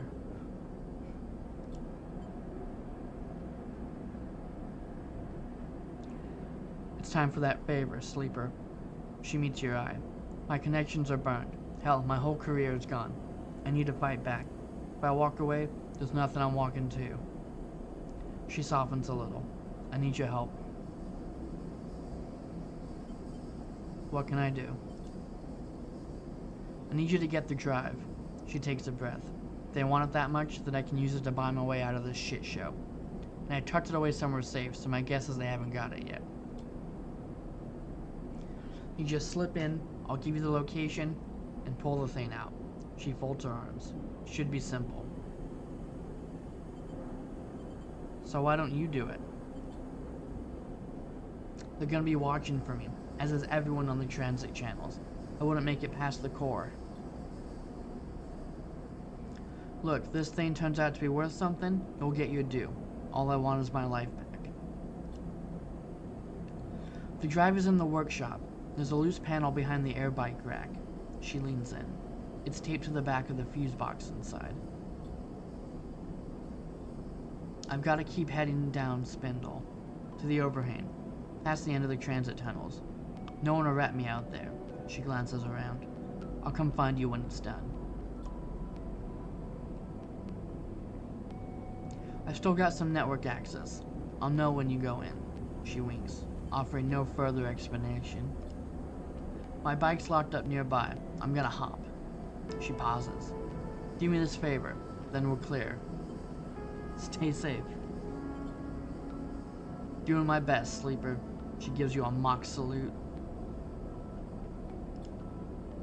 She slips back into the shadows, and a few moments later you hear the percussive pulse of an air bike accelerating away.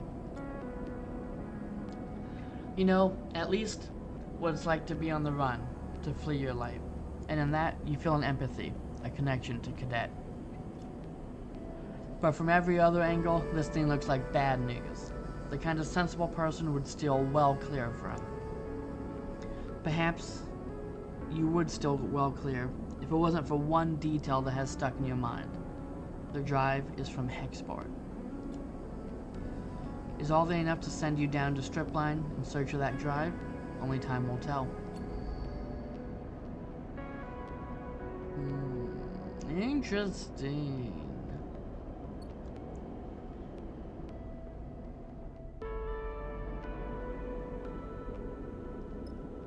Stripline Express. Help Cadet. Steal back the drive. To get to the drive, the Cadet hid in Stripline Express. You know to find a route past those searching for it. Cut your way in. Scope security. The rented thugs Cadet mentioned are guarding Stripline while they search for the drive. Better to scope them out before heading in.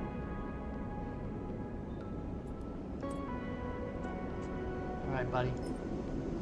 I owe you a favor, for some reason. Not entirely sure why.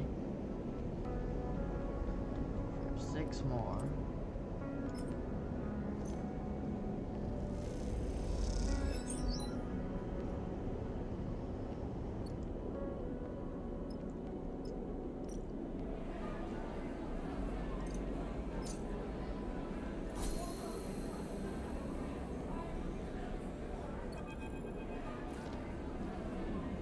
The Far Spindle is an exhausting place to find freelancers. There's no shortage of spacers here. The corridors and bays throng with crew inbound and outbound, on or between contracts, trading stories, contacts, and materials. But whatever language, appearance, or code identifies someone as worth signing on with, you don't seem to have it. Perhaps it's because you're a new face, or are noticeably unsure. Perhaps it's just because you're a sleeper. You push the thought to the back of your mind, and instead focus on what's in front of you, the vast, cylindrical tank at the center of Gaia's Gyre. The first time you entered the bar, you floated open-mouthed, much like all the new arrivals do, at the sight of the huge kelp stack, the biggest you've ever seen.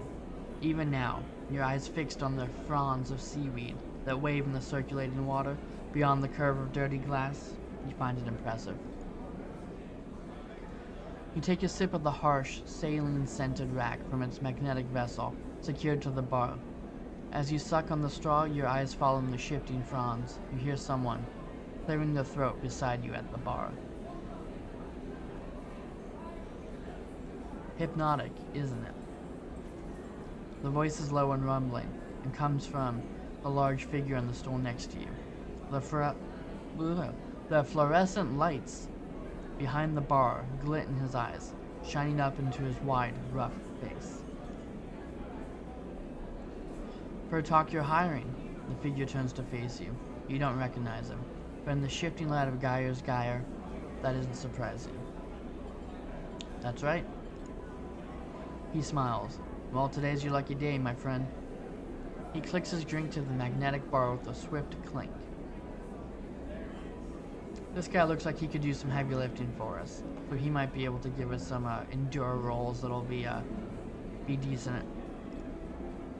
Eugene, currently freelance. He turns on his stool and leans back a little. The effect is clearly meant to impress you on his size, and you have to admit, it works. Served on a whole Slater cruise out of the Spindle. Cutters, marks, extractors. He smiles and places a broad hand on his chest. Broad skill set. Good work ethic, sense of humor, the full package. Broad hand on his chest, broad skill set, right next to each other. Sounds perfect. He nods. Why, thank you. I aim to please. I'll run anything out of the Far Spindle. I'm tough and quiet, and you won't need to worry about me. He folds his arms across his chest. What kind of work are we talking about? Before you can answer, a voice echoes out from behind you. Eugene! You look over your shoulder for the source of the shout. Busy as ever, I see. A group of 3 spacers drift up behind you, one of them placing a heavy hand on your shoulder. She is fitted with matte metal optical implants, and you cannot see her eyes. The caustic light from the tank plays across her face. Too busy to keep in touch, she sighs. I really don't like it when I have to come and find you. Vesna. Eugen nods politely at her, not betraying any strong reaction. Do I look like I'm socializing? He shakes his head. This is a meeting. Oh, a meeting! Vesna squeezes your shoulder. Is that what this is? Yes, Vesna. We are talking about your delivery, in fact. Eugen smiles widely. My friend here is being very helpful. He shoots you a knowing glance. That's right. Vesna turns to you with a raised eyebrow, but before she can speak, Eugen cuts in. This sleeper has a unique ability to extract data. Eugen smiles at Vesna. Exactly the kind of data you've been asking for. So if we can just get back to it, Eugen gestures towards you, then I can deliver what you need. You know, Eugen, I'm pretty tired of this whole act. She gestures dismissively at him. But in the end, it doesn't matter. She drops her hand from your shoulder to her belt. Your eyes follow it down, and you see a dark, boxy shape there. A weapon? You either deliver by the deadline or you don't. And when you don't, she smiles tightly. I'll be happy to take you through the consequences.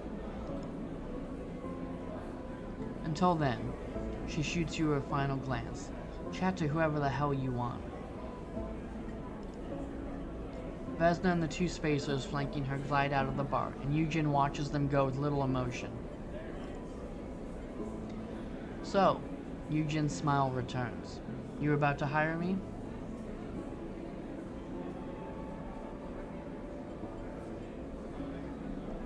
What was that? Vesna? He shrugs. She's just trying to rush me, that's all. I won't be working with her again. He pauses, choosing his words carefully. Of course, I can't talk about the particulars. You understand. Vesna just wants to scare you off. She likes to cause me trouble. Eugen looks away, out of the door of the bar. Let's not let her. He pauses in silence for a moment, still looking away. You try to get a read on him, but his face is blank. Only his glittering eyes hint at some rapid internal activity. He turns back to you and meets your eye, a sudden shift in his manner obvious. If you need crew, you need to work. If you need to work, you need cryo. Is that right? He doesn't stop for your answer. Well, I can offer both. Hard work and a good contract with a good payout. You take me with you on this job of mine, and we split the take. He looks down, thinking. Hell, if you do, I'll consider signing on long term. He smiles. Think of that.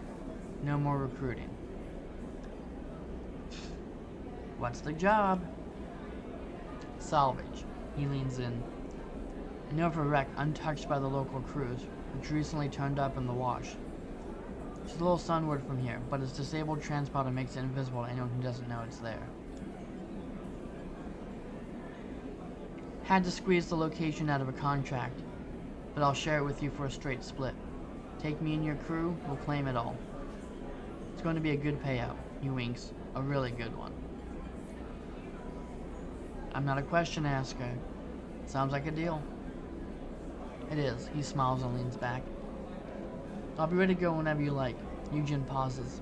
As a show of good faith, I'll also fly out with you on any job from the first spindle.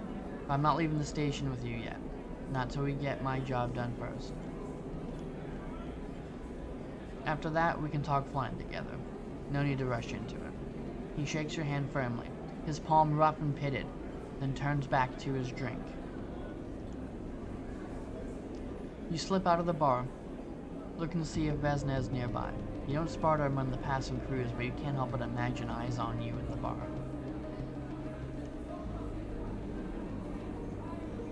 You shake it off, having become familiar with the feeling of being observed.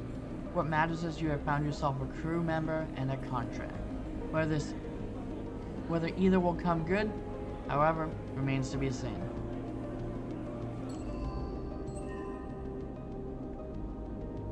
Whoa.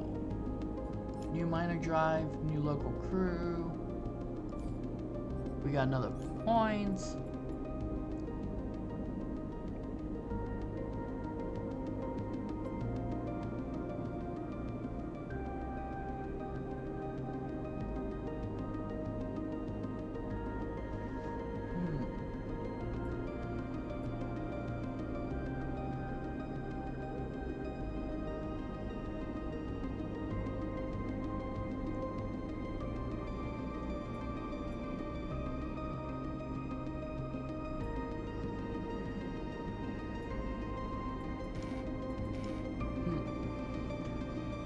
Do I want to do one of these next? Do I just want to buff my push? -2 stress if the reroll is 6. Or reroll a random dice but +1 rolled. Reroll dice cannot be a 1. Reroll random dice but +1 rolled.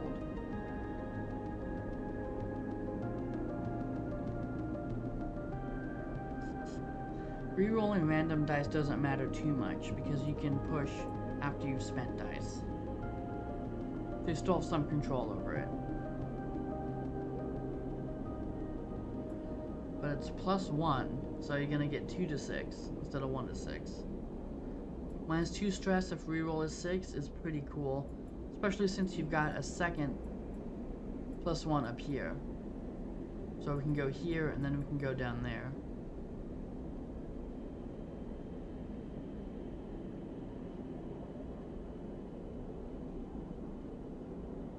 Or even this one.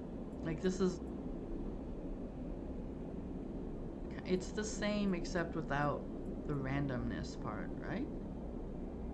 Reroll dice cannot be a 1. Reroll random dice but +1 rolled. Right, so this would only be able to be 2 to 6, which is the same as this. So I don't quite understand that. Like, why is it worded differently? I guess just to make it seem like, I don't know, or maybe this one rolls it and then adds to it, so it could technically roll a 1 and deal dice damage and then get bumped up afterwards, maybe? So I think we're gonna wait a bit on what to do.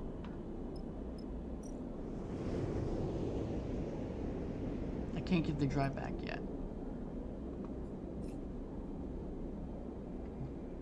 The drive will give me a point.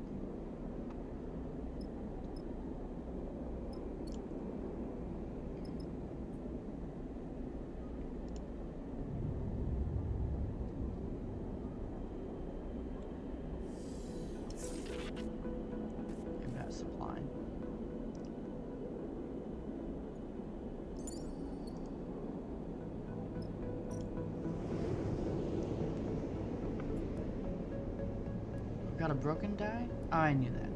I knew that. That's a bad roll.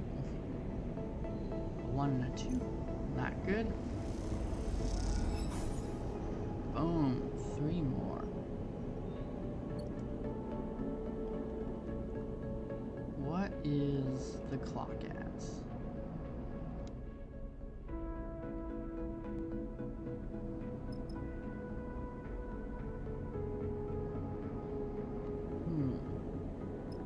The signal place was where I did the jobs, right? Beltborn Venture. Signal station.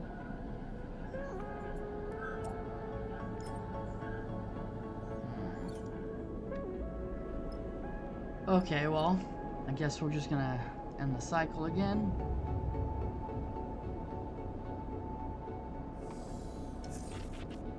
Oh my god, horrible rolls.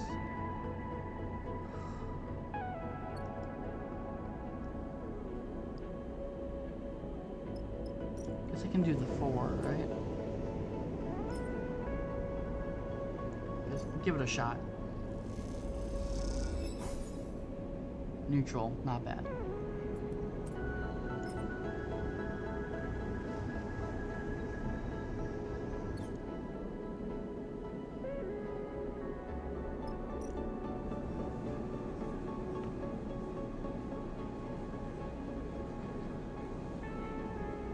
Supplies are 50.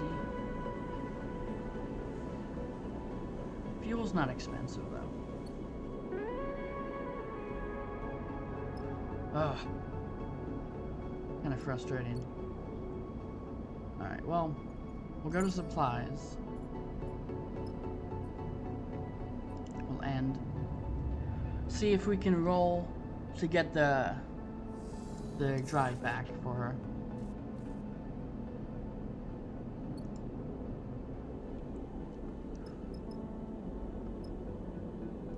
Let's get racked. Give me some energy back.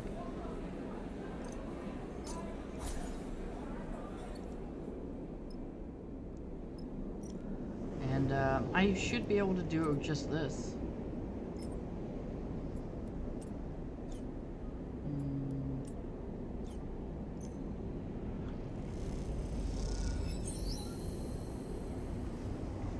Dangerous drive. There we go.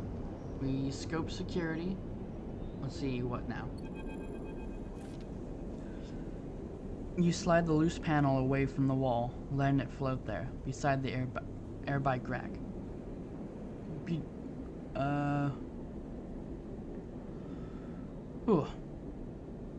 You slide the loose panel away from the wall, letting it float there, beside the air bike rack. Behind it, in the dark, you see the blinking lights of the fuse box. A noise nearby draws your attention for a moment. The scrap of a sliding door, maybe? Or just some old system cycling in the walls. It took long enough to gain access to the Stripline Express bike garage, and longer still to find a safe route to the air bike racks. But you were almost there. You have seen and heard the hired muscle searching and guarding this place, but I've been lucky enough to not come face to face with them. Yet.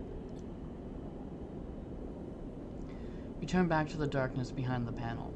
If what Cadet said is right, the drive is taped to the back of the fuse box in front of you.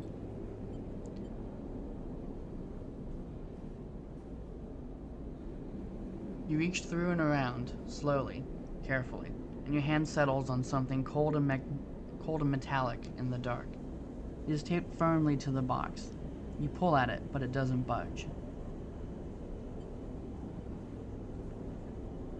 A quiet rattle echoes from the dispatch office next door, and you freeze for a second. It seems Cadet was a little too enthusiastic with the tape. Let's peel the tape. Neutral. You close your eyes and feel for the seams of the tape. Taking your time, you pick at it, working each piece away from the drive. You hear a clattering sound nearby as you peel off the final piece, and the drive spins into your hand. Time to move. You slip the drive inside your coat and kick away from the wall, gliding back towards the maintenance corridor you entered from.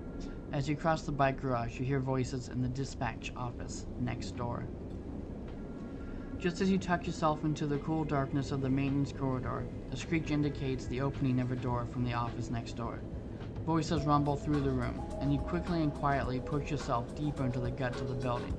Too close.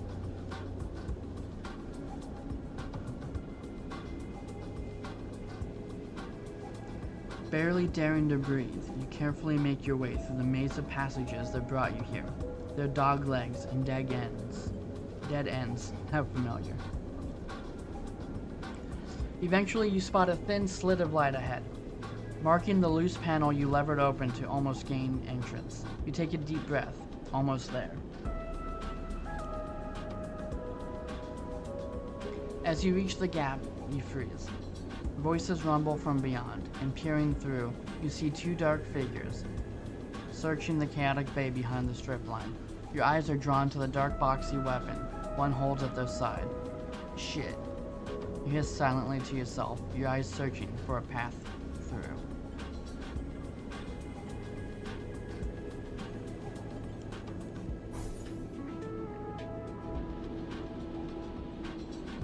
You wait, silent and still, as the figures search.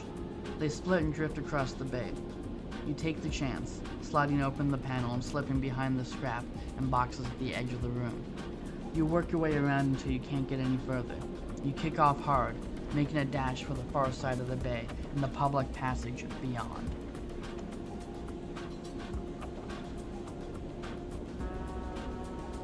There's a hiss at the guttural chatter of a pressure valve as an air bike pulls up beside you in the passage. Cadet leans over and grabs the collar of your coat. Hop on.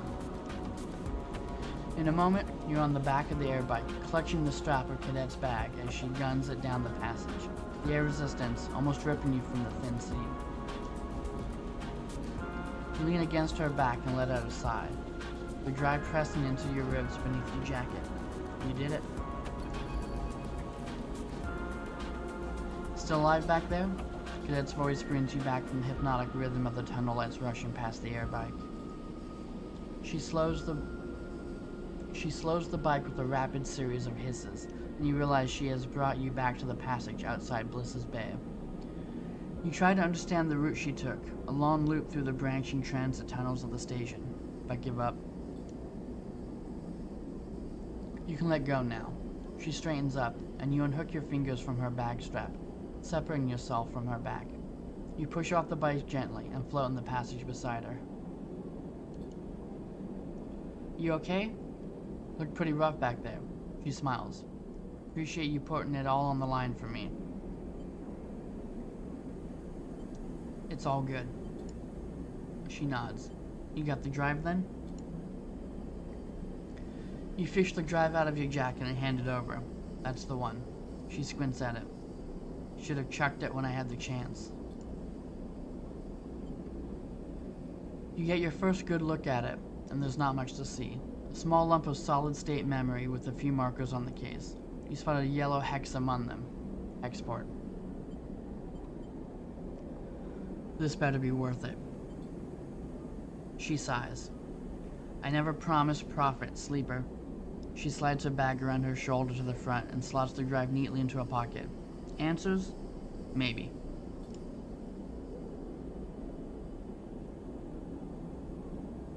I know someone in the scatter yards who can crack anything. She'd be my first port of call to crack this thing open. She stretches her shoulders. And I should make myself scarce from the spindle anyway, before those dickheads catch up with me.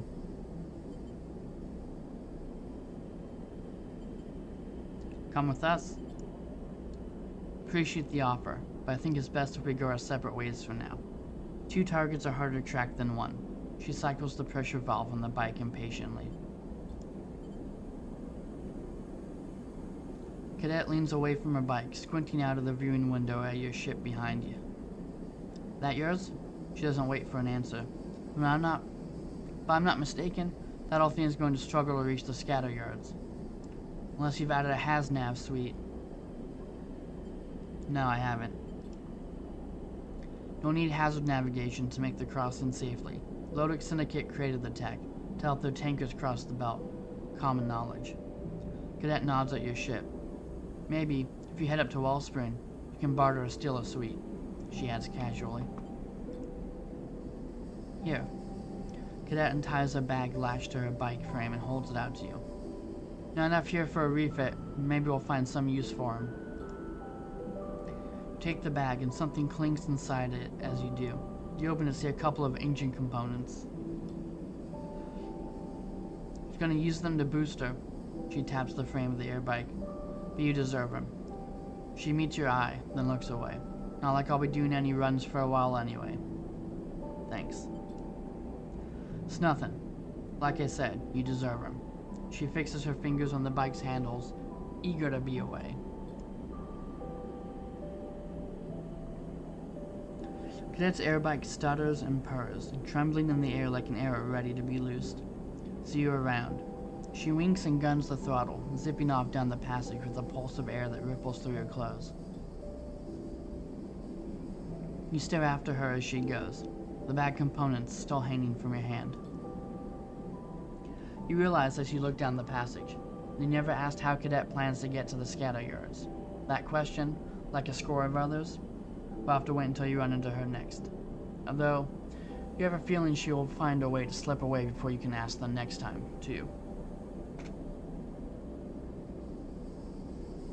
You head back towards your ship to stir the components, idly wondering if you could justify buying an air bike to Seraphin as you do so.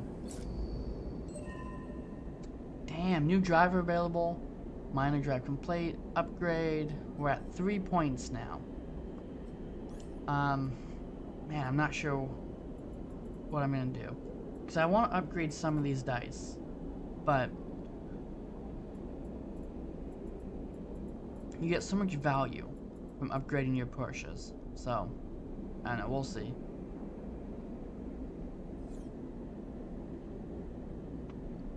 I think that'll be it for now. So, what has happened? Well,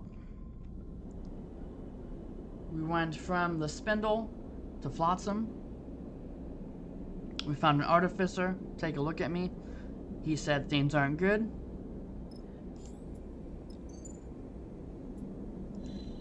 We need to go to the Hellion Gate and see if we can find a Solheim.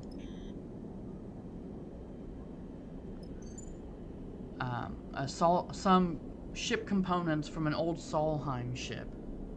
And he can use those to hopefully fix whatever's growing inside of us, whatever's letting Lane communicate with us or control us or whatever is happening there. We also met Eugene, who wants our help doing some salvage stuff. He's apparently doing it for someone who has a boxy weapon on their holster. We met Cadet, a courier who couldn't deliver a top secret drive relating to Hexport, which was blown up. And we helped her recover it. And what did she do? Oh yeah, and the people guarding the drive had some boxy weapons on their holsters. So there's some connection there that we don't know about yet.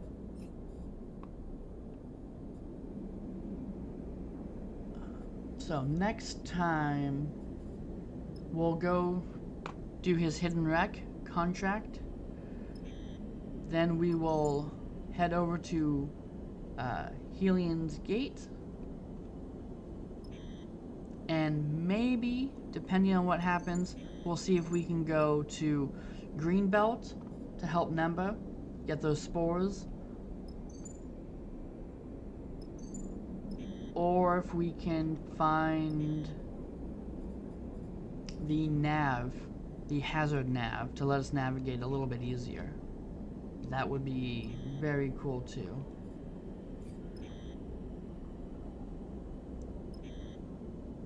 Because that's what we'll need to get to the scatter yards.